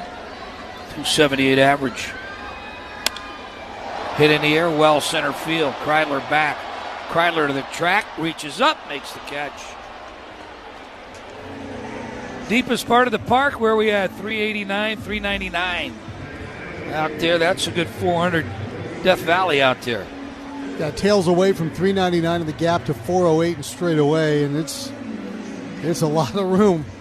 A lot of room out there. We're going to head on down to the Farm Minor League update. How about Andrew Cassetti? You didn't know about it. He drove in 3 runs, 2 homers for the Wind Surge last night. Catcher now has hit 12 homers this year. Unfortunately, of course, they lost 11-7 to Tulsa Drillers. And a ground ball, 2-hopper. Fielded by Lewis. He'll step on the bag and a nice easy 1-2-3, bottom of the 6th for Cody Funderburk and the Twins. 3-2 Yankees. We'll be back on your home for Twins baseball. Jim Thorpe's resume reads like a work of pure fiction. So he's in the Pro Football Hall of Fame. He's in the College Football Hall of Fame. He got Olympic medals for the decathlon and the pentathlon. He's the greatest at I thought I was an athlete, Lindsay. Thorpe finished his Major League Baseball career with the Boston Braves in 1919, where he played alongside an outfielder named Les Mann. He invented this particular projector. And this is not all he's done, right? He started championing to get baseball into the Olympics. He finally succeeded for the 1936 Olympics, which was held in Berlin. The German government had discouraged other nations from sending Jewish and black athletes. We sent over Jesse Owens, and we sent over Mac Robinson, Jackie Robinson's older brother. Trailblazers like Thorpe and Robinson certainly lit the way for countless others to follow. Go to baseballhall.org to plan your visit to the National Baseball Hall of Fame and Museum in Cooperstown, New York, and catch every episode of Hall of Fame Connections on MLB.tv. I'm Jonathan Mayo, and for more than 20 years, I've traced the path of baseball's rising stars, navigating the back roads of the national pastime and basking in the glow of small-town America's spirit, where the team is woven into the fabric of everyday life, where it's more than just a game. It's a celebration of the people, the traditions, and the culture that give these places their soul. This is Grassroots.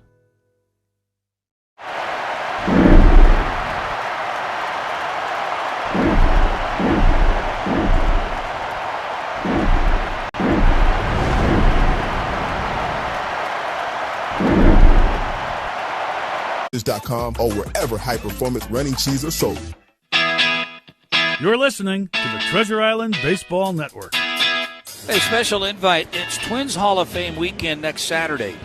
I'd like you to all come out, help celebrate broadcaster Dick Bramer.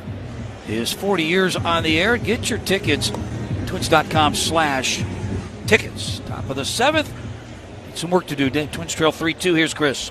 Paul Blackburn is the new pitcher. The right-hander has pitched to an ERA of 2.40 this year. Well-traveled. Sinkers, cutters, changeups. He'll face Victor Caratini to lead things off. He'll throw a curveball as well, primarily to lefties, and that's how Victor is swinging here. Blackburn, former starter in Oakland early in his career, delivers to the plate, and he catches the zone with an off-speed strike. No balls and a strike. Blackburn, 32 years of age. Came up with Oakland. And again, he's traveled around. Ground ball back up the middle. Backhand pickup by Chisholm. Boy, casual. Throws over to first base. Makes that play a whole lot closer than it needed to be. But he makes the play, and there's one away.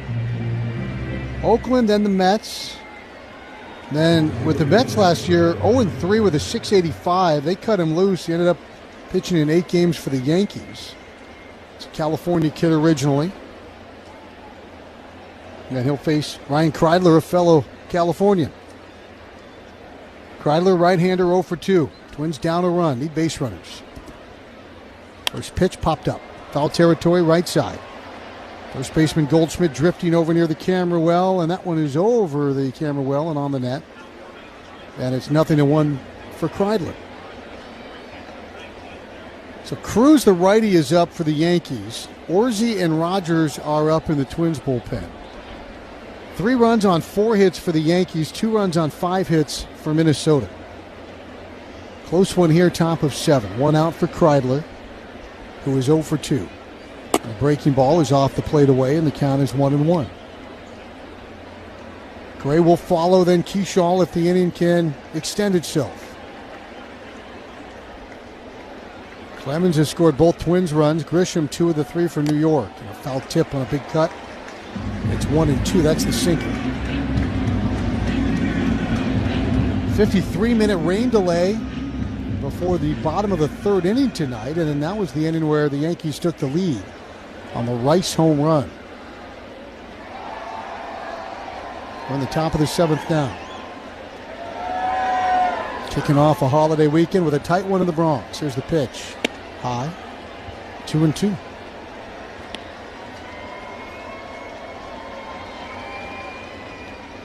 Chris and Danny with you from New York. Wherever you're spending your holiday weekend, hope you're with friends and family. Hope you're safe and hydrated. This breaking ball swung on a miss, and Kreidler not safe from that nasty off-speed pitch. Big swing and miss. He strikes out, and it's up to Gray. Before Gray bats, 10 seconds for station ID on the home for Twins baseball.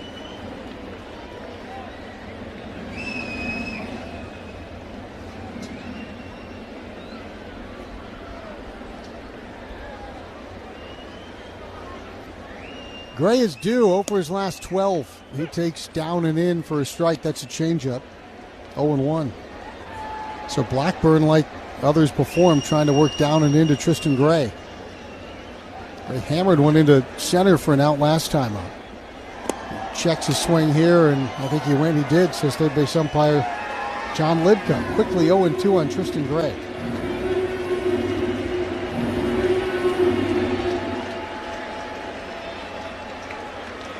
Seven in a row retired by the Yankees, a trio of pitchers. Cole, Hedrick, and now Blackburn. Top of the 7th, down a run. Blackburn delivers. Swung on a miss and struck him out on 3 pitches. So Blackburn fans a pair. He buzzes through the Twins at the top of the 7th. We stretch in New York. 3-2 Yankees on your home for Twins baseball.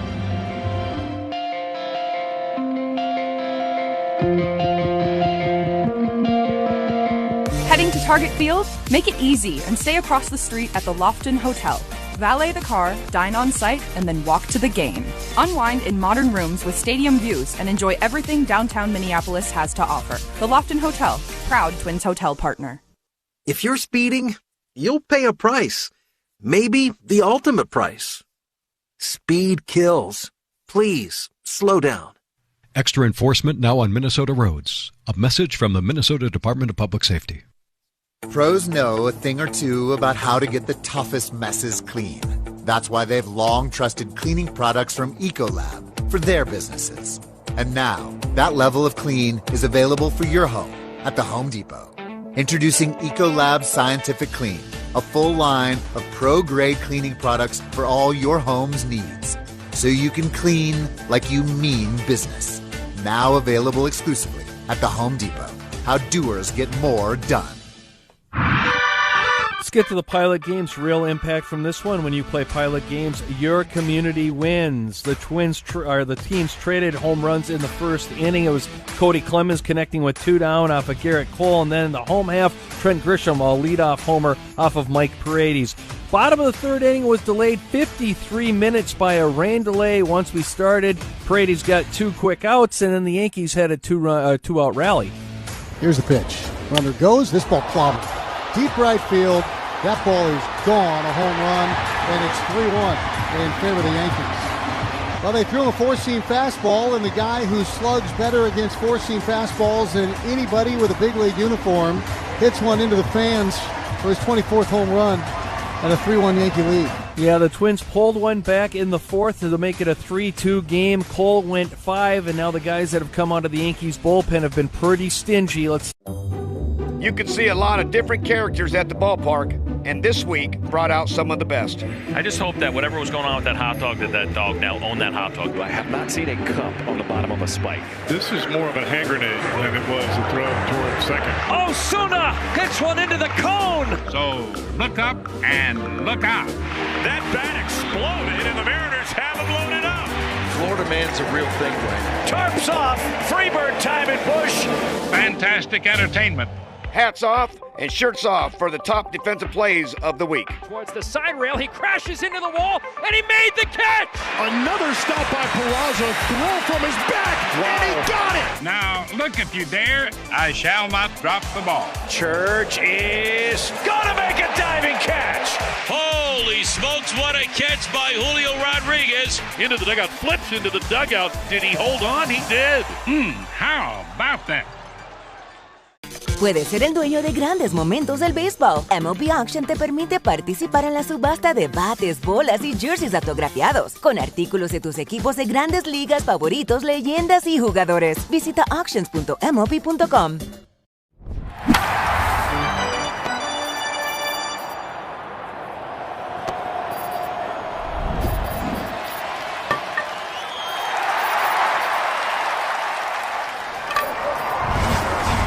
Your holiday. Zebby Matthews is going to pitch. Yankees will call somebody up from the minor leagues. I believe Beck is a leading candidate to throw tomorrow. We're going to be on at noon Central Time with our pregame lineup card. 12:30 is our first pitch in the Central Time Zone. So a quick turnaround, but first trying to win game 1. 3-2 Yankees lead. McMahon leads off against Orsi. Back after a throat and ear infection, kept him on the injured list for 10 days. McMahon scratches around to the dirt, bats left-handed. And he'll take a look out at Orsi. Orsi has gotten diversified early in counts. The breaking ball to steal a strike. More fastballs. And there is the breaking ball, and he steals a strike with it. It's 0-1. Splitter remains his go-to, but he's gotten so much more effective at getting ahead with other pitches.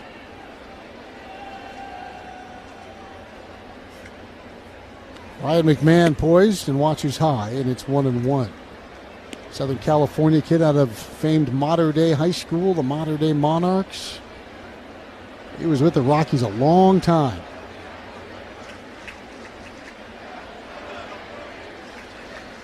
All-star with Colorado as he pulls this one fair up the right field line, kisses the chalk, bounces off the sidewalk. Kershaw scoops it up. McMahon headed for second. The throw hits McMahon in the back as he slides into second base with a double that was just inches fair up the first base line. The 5th hit for the New York Yankees, and their first since Dominguez had that infield hit back in the 2-run 3rd inning. There's a body English to keep that one fair. Well, that almost looked like it hit chalk and kicked it up, and then Kershaw having to play that carom. Hit him right in the back of the helmet with the throw. That's why you wear a helmet. Here's Caballero. He can bunt. He's swinging away, and he swings and misses in the count 0-1. You do have to respect his ability to bunt, Danny. We talked about it earlier. He's taking a long look right now, third base coach, as he goes through some signs. That's an indication that maybe let him swing one time and now put the bunt on him. Lee cornered off at third. Royce creeping in at first. He's not bunting. Swings and lines to center field, and that's a base hit. Here comes McMahon with a windmill. Kreidler picks it up. No throw. There's your insurance run. Jose Caballero with an RBI single off Eric Orsi, and it's a 4-2 Yankee lead. Bottom of the order, biting Eric Orsi. Back-to-back base hits, and now Caballero a threat to run with Austin Wells in the box. It's a huge run. Caballero at first base has swiped 19 bags. Wells has struggled monumentally in the batter's box, and see if they can try to help him out. Nobody out, one run already in. Orsi delivers, and he just misses with that first pitch curveball. 1 ball, no strikes. I actually thought with all the curves he's been throwing early, I thought that might be the one Caballero would take off on. Well, he was still getting his oven mitt on, and he was trying to get his lead out there. Got a lot of gear he's dealing with. Quick throw over, he dives back in. But with nobody out, I got to believe they're going to give him a chance to steal. If he's successful, then you get this guy, Wells, to bunt him to third base. I think that's the play. Lee is back at shortstop. Left-handed batting Wells. There goes Caballero. Takes the pitch. It's a strike. The throw. It's a one-hopper. They tag him on the foot, but Caballero is going to be safe. So Caballero has his 20th bag. The throw is a one-hopper. Gray did a great job to grab it and put it on the spike of Caballero, but he was already resting on the base. So now it's 1-1. And there's a runner at third or second base, nobody out, and as you said, the guy in Austin Wells, who was really struggling offensively, can now help his team out by laying down a bunt. Twins play back.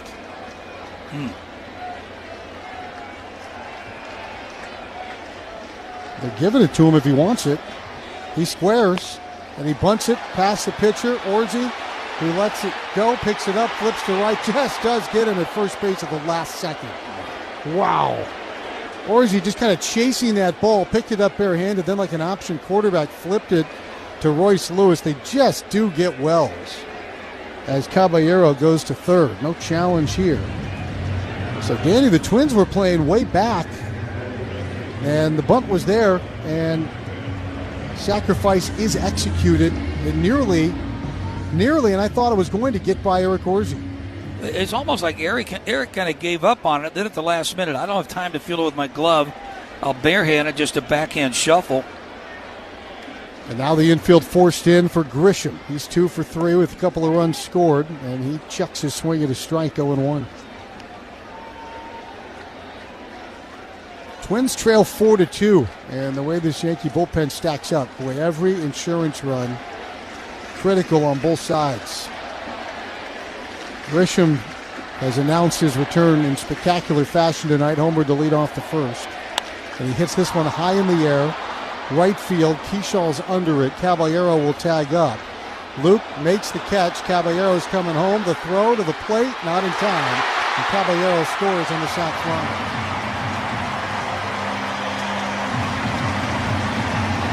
Yankees manufacture a 5th run, and they lead it 5-2. You know, Chris, I got to tell you, pretty good job there by Keeshaw and staying behind the ball. Had a step coming in as he fielded it and made a close play at the plate. Anybody else running, there's a chance he's out.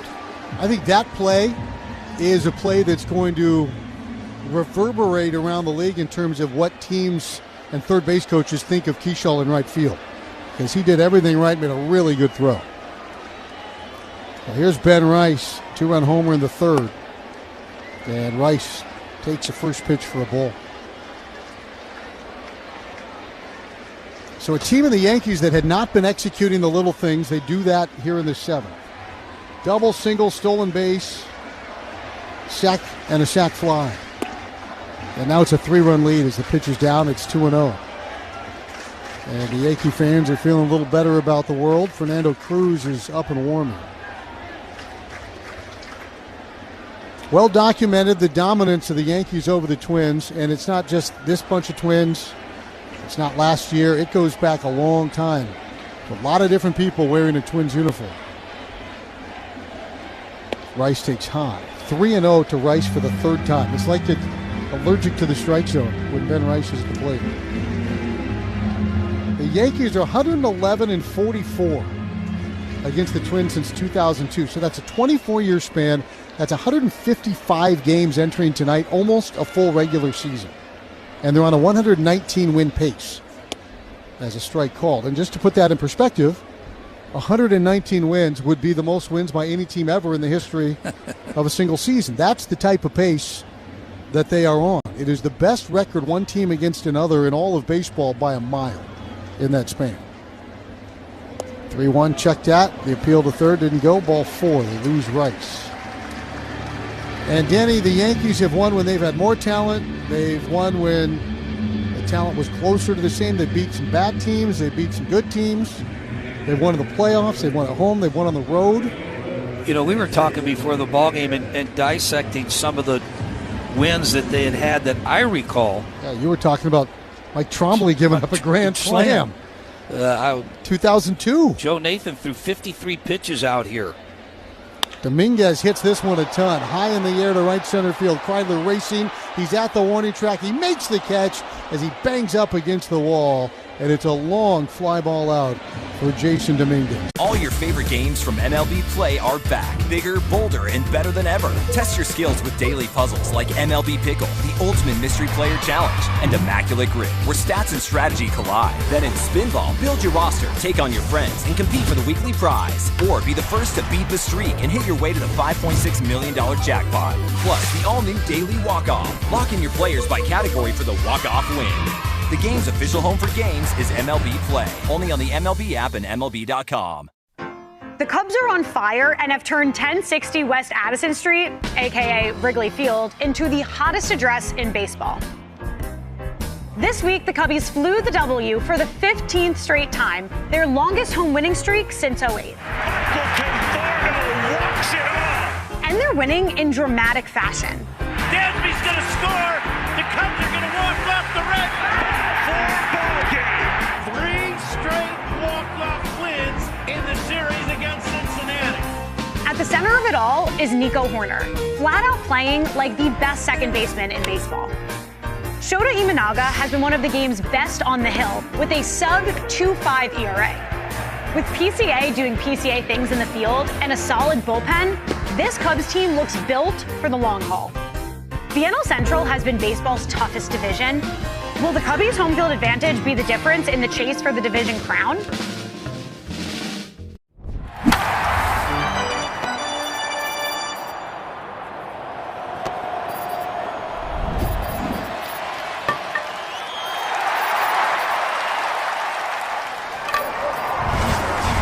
/MyTwins. For those fortunate enough to help the person who has always been their hero, find the care guides you need to help at aarp.org/caregiving. Brought to you by AARP and the Ad Council.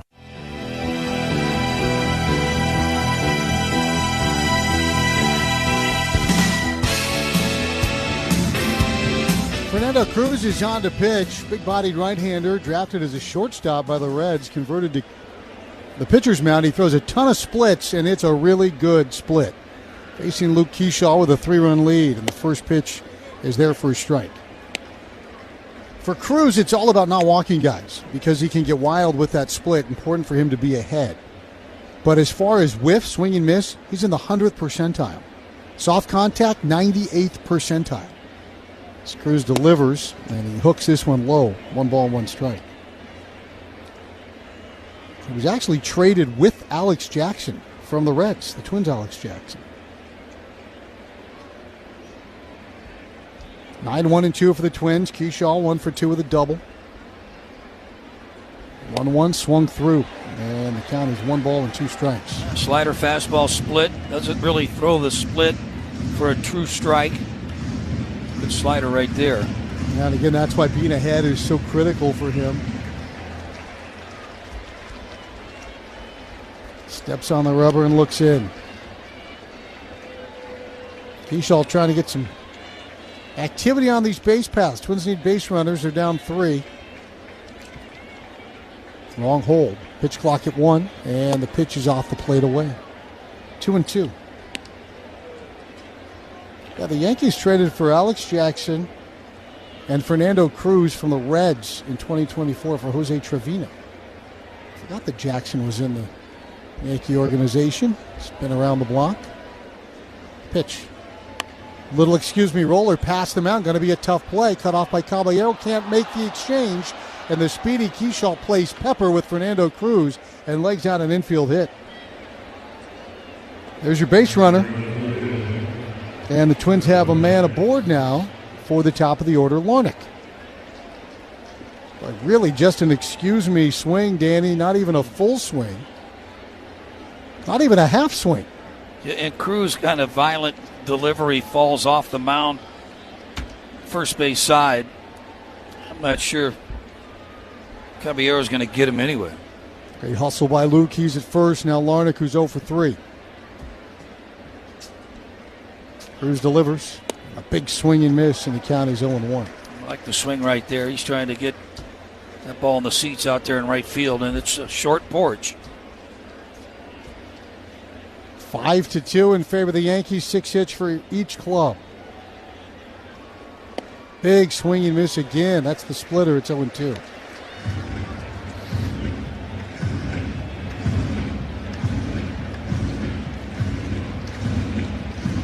Larnach steps out, takes a stroll around the batter's box. Brooks Lee is on deck.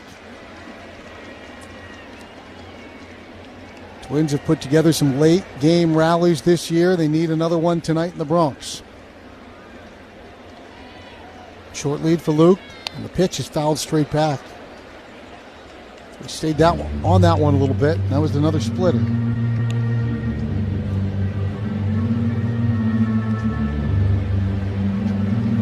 Cole went 5.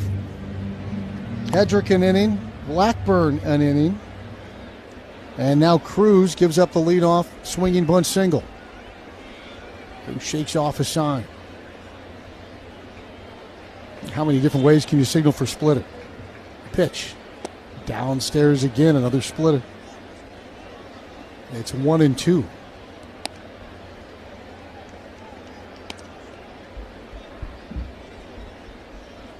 Top of the 8th inning in New York. Crowd of better than 45,000 looking for the Yankees to end a 7-game skid and hoping for a fireworks show after the game as a pitch down 2-2. Hey, earn a big win with the complete game bundle in Score Ballpark Bucks to spend on concessions or retail purchases. Choose any 2 games and get $10 in Ballpark Bucks per ticket, or 3 games to get $15 in Ballpark Bucks per ticket. Bundle today at twins.com/complete game bundle. Long set for Cruz, and the pitch is wide. Good take. I would think as a hitter, he drags that clock so low, Danny. That's got to be difficult for hitters. Well, a little bit if you get in the box early, and he's in there right now 11 seconds. And like you said, those pitchers, they've learned to use that clock in their favor by a long pause out there. Here's the payoff. And he missed down and in. That's a good take from Larnach.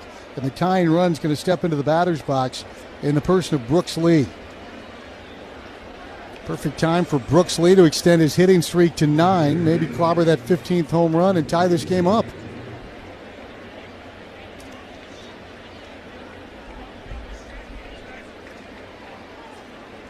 So Brooks Lee probably figures he's going to see a steady diet of that split-fingered pitch as well. He's been awfully good with runners in scoring position this year. Teams will attack him with the slider, with the changeup, with the split. He has 2 on, nobody out. First pitch, and he takes it for a strike. Boy, Wells, every time it's a called strike, he jabs his glove out real demonstratively towards the pitcher, like to remind the umpire that it's a strike.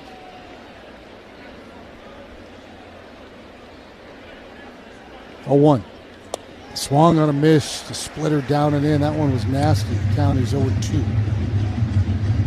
The first one kind of hung a little bit in the zone. The second one just disappeared. Splitters take different shapes with their movement, but the trap door falls out from under this one. 0-2 to Lee. Has to fight. He watches low, and the count is 1 ball, 2 strikes.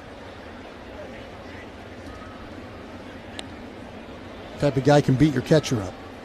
Well, he's just looking to kind of keep it down in the zone. He starts it off about the knees, ends up in the dirt. That's an easy one, I think, for Lee to track and lay off. 1 ball, 2 strikes. Here it comes. Swung on and cued into left field. Bellinger charges, makes the catch, throws back to second base, but Kershaw able to dive back into the base. But off the bat, that looked like it had a chance, but Danny Bellinger hadn't played perfectly. He was shallow in left, and he was moving on contact. Yeah, he plays a little shallow left, especially on Brooks Lee. Tried to get the fastball 93 by him and still made pretty good contact. That's where you're supposed to hit that one. The other way was outside. Now it's up to Clemens. Cody's 2 for 3 with a homer and a double today. Infield will play back. They're looking for a pair. And Cody's looking for a pair of home runs, try to tie this game. Just hang that split and let him rip. Pitch.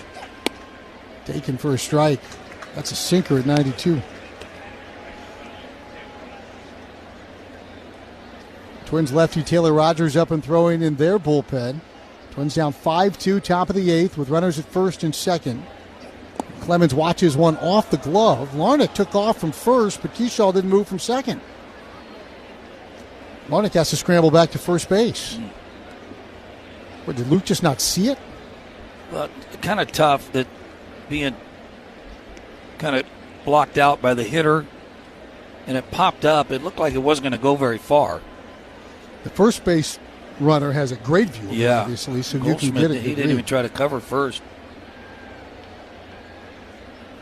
Pitch pull towards Goldschmidt, hit the bag right up towards Paul. He grabs it and steps on the base. Might have just missed the base. It landed right in front of it. The hop was clean, so it's a 3 unassisted putout. And the runners advance to second and third. Boy, if you could have advanced on that wild pitch, maybe you got to run across. But instead, it'll be up to Josh Bell. Josh Bell, the 16-game road hitting streak on the line. He's driven in 24 runs in 24 games. He'll bat left-handed here. Meeting here on the mound. We'll look ahead. It's brought to you by James Hardy. Series continues tomorrow at 12:35.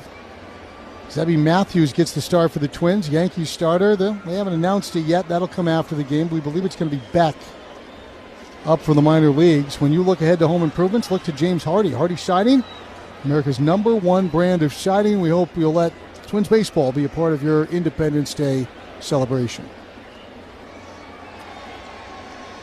Hopefully Josh Bell, some early fireworks right here. Tie the game with 1 swing. He's been on a heater. Hit one to the wall in right last time up. That was as a right-handed batter going to the opposite gap. Hitting lefty here. Cruz delivers, and the first pitch is taken low. 1 ball, no strikes. Being behind really changes things. A little bit, but he's not going to give in to Bell. So Bell, like you said, he needs to get that up in the zone. But you've got the right man at the batter's box right now. 1-0. And it's down again. Another good take, 2-0. Almost the old knuckleball adage, right? If it's high, let it fly. Yeah. It's low, let it go. Because it does have good depth to it when it gets near the plate. Larnach's at second. Keyshaw's at third. Twins down 5-2. Bell's the tying runner in the batter's box. 2 outs, the 2-0. There's another splitter, and that one's a strike. And the count is 2-1. To the slider there, kept it down in the zone. Barely got that part of the strike zone. Bell won't challenge it. It's 2-1. Here it comes. Chopped it up the first base line. It's a foul ball. 2-2. So that was the sinker. He went 2 splits out of the zone, then slider, sinker. The slider was down, the sinker was up. So he's got him set up to throw him another split. But just when you think you know what's coming, we could see him get frozen on that heater. Cat and mouse game going on here. You do have a base open. You don't want to walk the tying run and Bell. Here he comes. And it's taken low, ball 3. It was a splitter. Caballero was waving his hand around behind Larnach at second base there, trying to get the attention of his catcher, even as that pitch was being delivered. Big pitch. 2 outs, 2 on.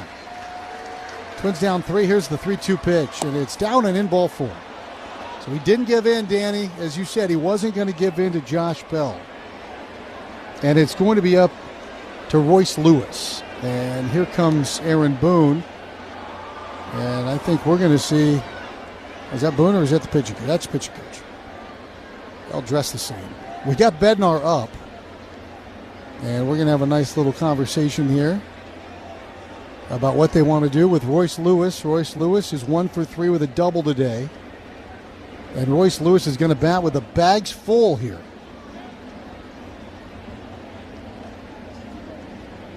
Royce has that long pink sleeve on. We're going to go to the pinch runner. Kyler Fedko is going to run for Josh Bell.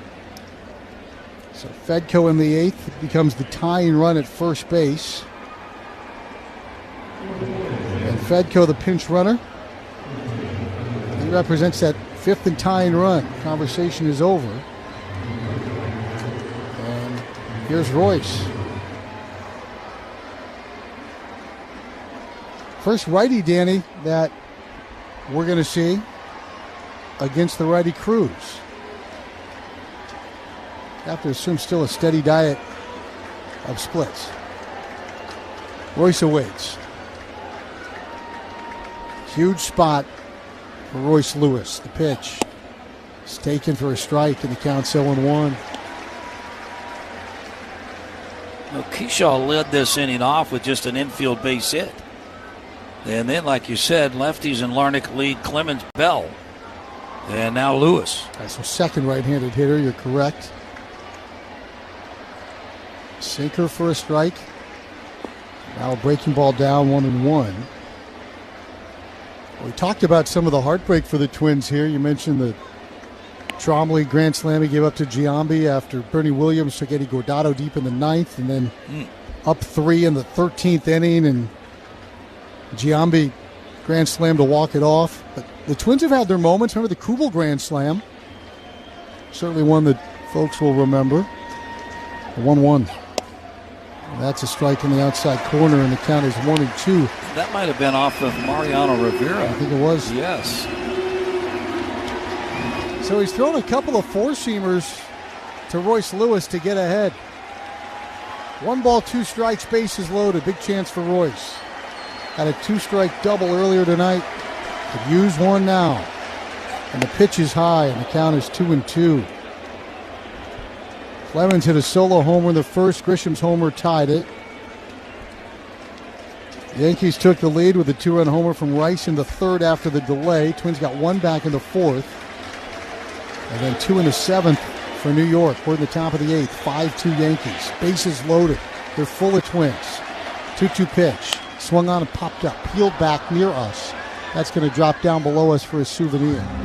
In a sea of Yankee fans, it stays 2-2. Royce has 5 hits in this ballpark. 2 of them doubles, 2 of them homers. Just needs to find some grass and keep the line moving. Here's the pitch. Breaking ball rolled left side of the diamond. McMahon picks it up. He throws to second. Force out there. Fedko slides into the legs of Chisholm, but Chisholm gets the out, and the inning is done. We've played 7.5. Twins leave them loaded. Down 5-2. The first thing people realize is the history of Montgomery, and that history is real. So while that history is in the past, it also helps us move forward in a positive way. Just like a lot of other of the 120 minor league teams, is the baseball is not what we do, right? The Tampa Bay Rays do a phenomenal job of sending amazing athletes here, and we let them handle the baseball, and we handle everything outside the line. he'll hit it in the hole. Tovar, a long throw from the outfield. Grass, they got him! Oh my goodness! Cruz the other way to deep right center, the other way, and Kaiser leaps and makes a phenomenal catch up against the wall. Shallow, trouble.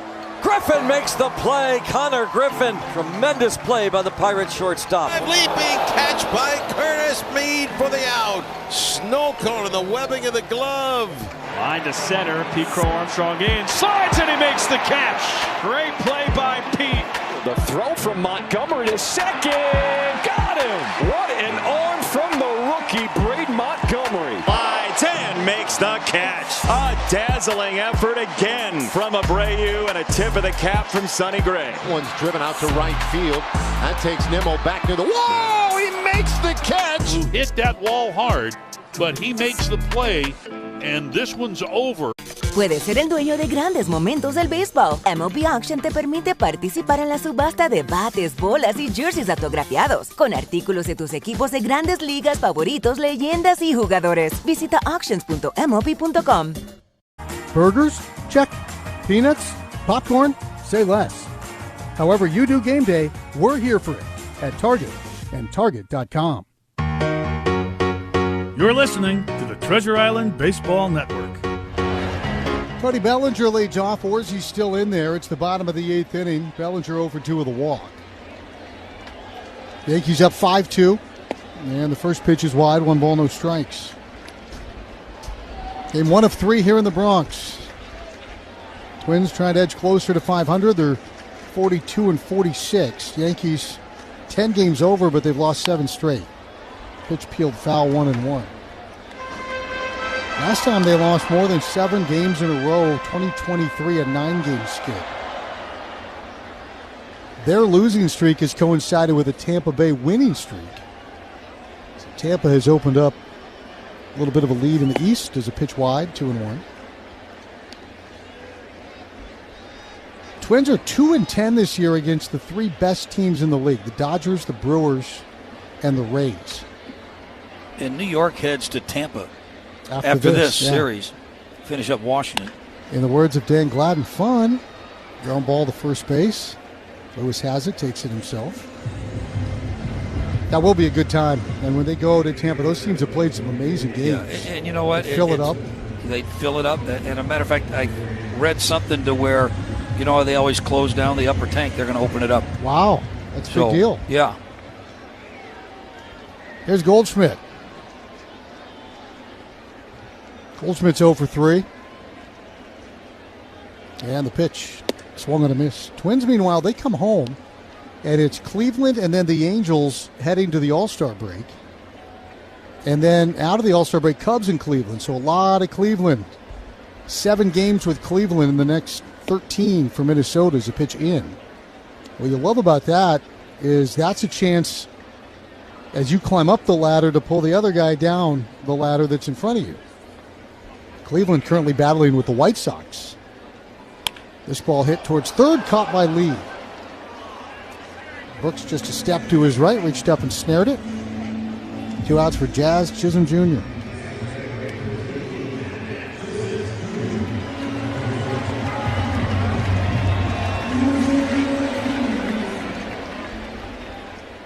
Chisholm's 0 for 3.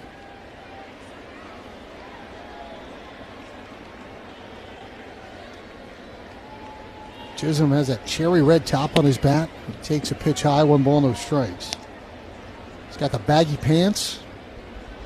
He is quite the blend of power and speed. Reminds me of the old Mickey Rivers look. A little bit. You know? We talked about Mick the Quick earlier today as a strike called. He's one of the 4 Yankees, along with Chisholm, who have 26 bags in the first 86 games. Rivers, Henderson, Sachs, and Knobloch. Some characters in that bunch. Mickey's enough characters for everybody. It's a pitch down, 2-1. And Ricky obviously is a legend in every way, shape, and form.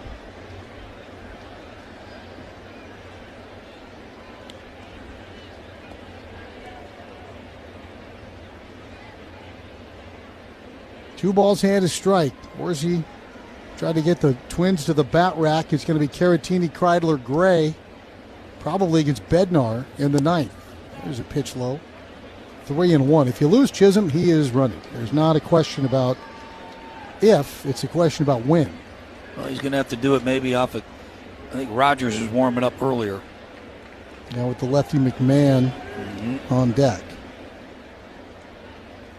This one hit to the right side. Backhand pickup by Clemens. From his knees, throws to first, inning over. Eric Orsi sets down the side in 1-2-3 fashion. We'll go to the ninth. Twins trail 5-2 in New York on the Home for Twins baseball.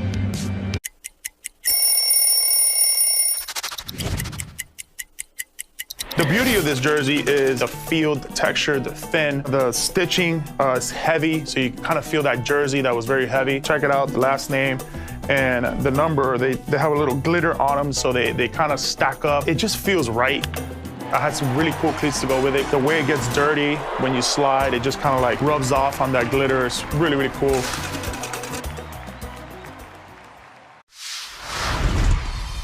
I feel like food and sharing a meal with someone is a universal language. You can't go to a ballpark and not have a nice hot dog. So if I'm at the ballpark, I'm gonna get a nice heavy glizzy. You gotta have chili on there, you gotta have cheese. If your hot dog isn't bending in the middle because it's like about to fall apart, then you're not doing it right. So you gotta have a glizzy and then something cold, whatever it is, beer, lemonade. You gotta have something cold to wash that hot dog down with.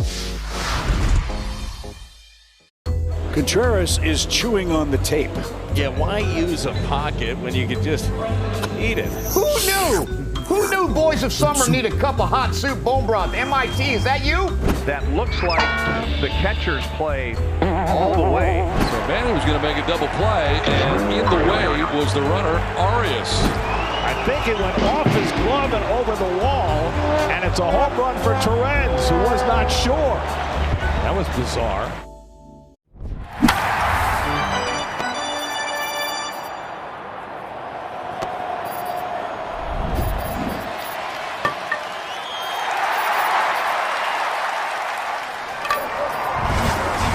Have a winning season with Quick Trip's Around the Bases contest. Quick Trip and Mars Wrigley, proud partners of Twins baseball.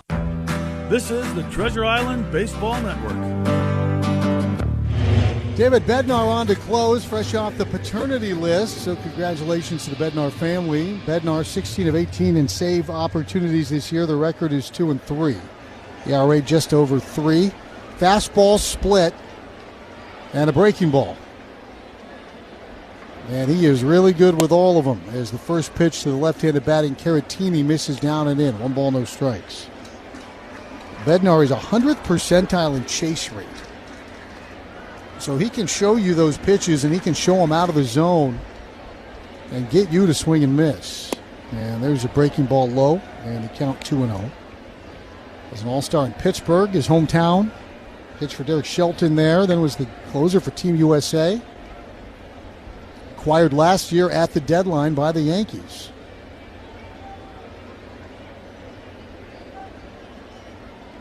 Two balls and no strikes. Twins down 3. Caratini watches down and in. No, that's strike. Twins do have a challenge left. But the way he took that, it looked out of the zone. It was just on the bottom rail. Yeah, that's Caratini. He likes to dive out over the plate, makes a lot of pitchers look inside. 2-1, swing and miss. There's the chase, 2-2. Here's the splitter at 91. And he throws it down again. That's a strike even if you don't swing. It's such a great presentation of that pitch and throws it hard. 2-2. Swung on a miss. He came down and in with a splitter at 92. Now you're talking about a pitch that at 92, Danny, that's a hard splitter. That's not any tumbling breaking ball through a trap door. That thing is moving with teeth. Good arm action. He's 14 scoreless innings. He's converted 5 saves now in the last 12 ball games. That's why he's a multiple-time All-Star. Yes. He's facing Kreidler. Twins down to their final 2 outs. And the pitch is off the plate away. 1 ball, no strikes. Challenge. Catcher's challenging the ball call. I think they're gonna stay ball here. New York has 1 remaining. 1 ball, no strikes to Kreidler. Gray's on deck. Twins need to keep the line moving because they're down 3. Insurance runs in the 7th. Boy, looming large. Twins also 1 for 12 with runners in scoring position. This ball fouled away down the right field line. It's 1-1. It was 1-1. We went to a 53-minute weather delay after the top of the 3rd. The Yankees got 2 to take the lead right after that on the Ben Rice home run. 2 more in the 7th. Swing and miss by Kreidler. Count 1-2. That's the curveball. That's what differentiates it from Cruz, who just keeps throwing the split up there. Yep. He could pitch with just the heater and the curveball and be fine. Well, when you got 3+ pitches, you might ask for the curveball, and scouting report might say Kreidler, he presented it well. They chased it. 1-2. Swung on a foul straight back. He was on the heater at 97. And to me, and we watch Kreidler all the time, I mean, I think he's much more dangerous on fastballs than he is on the off speed. I would think that after throwing that one up and out of the zone and getting a foul ball, he's going to go down here. He does, down and away. Kreidler can't hold up. It's a breaking ball for strike 3. Bednar fans Caratini and Kreidler, and it's up to Tristan Gray now. You talked about 1 for 12 runners in scoring position, Chris. 13 strikeouts, too. And the strikeouts all have come to end the inning. Well, remember, the Twins have not been striking out much. But you know what? Garrett Cole's not every opposing starter. It's a big swing and miss 0-1. That hasn't just been Cole. You got 2 strikeouts from Hedrick, 2 from Blackburn. And Cruz is the only guy who didn't strike anybody out. Bednar's got a couple, but Cole sets the tone. Here's the pitch. That's down and in, 1-1. We wondered if Cole would come back out for the 4th inning, and we looked at each other and we're like, there is no chance, with his team having lost 7 in a row, there's no chance Garrett Cole's not coming out. That's his role. 1-1, wide. 2-1.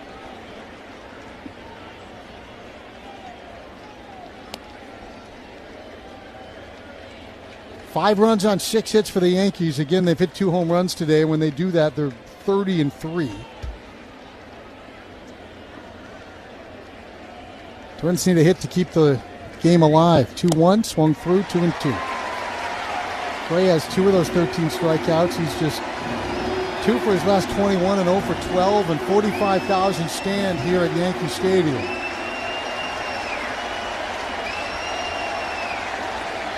All the pundits in town, all the fans, all the newspapers, everybody on the radio said the Yankees, well, all they need is a dose of the Twins. And they're trying to make that true as a foul ball and we count 2-2. It's been a fight. I mean, it's been a good competitive ball game tonight. Right now, the Twins need to find some pixie dust to keep this thing moving. They're down to their last strike. Bednar delivers. And it's taken just off the plate. Catcher's challenging. Boy, Tristan Gray was about to challenge it if it was called a strike, and instead it was called a ball, and the catcher challenges it. And it is a ball. The ball, New York has none remaining. I hadn't seen a pitch yet this year, Danny, where both the hitter and the catcher were ready to challenge it. 3 balls and 2 strikes. Crowd still on their feet. They're waiting for fireworks. Keep our postgame brief as a result. Pitch taken for a called strike 3. Bednar strikes out the side, and here comes that darn song. A song we've heard way too much of through the years at Yankee Stadium. Yankees beat the Twins 5-2. They snap their 7-game losing streak, and the cloud is lifted over Yankee Stadium. Twins fall 5-2 in Game 1 of a 3-game series. Check in with Gino. What's to come on the postgame download? Yeah, all right. Hurley's had a good day. 2 hits for him. Swing!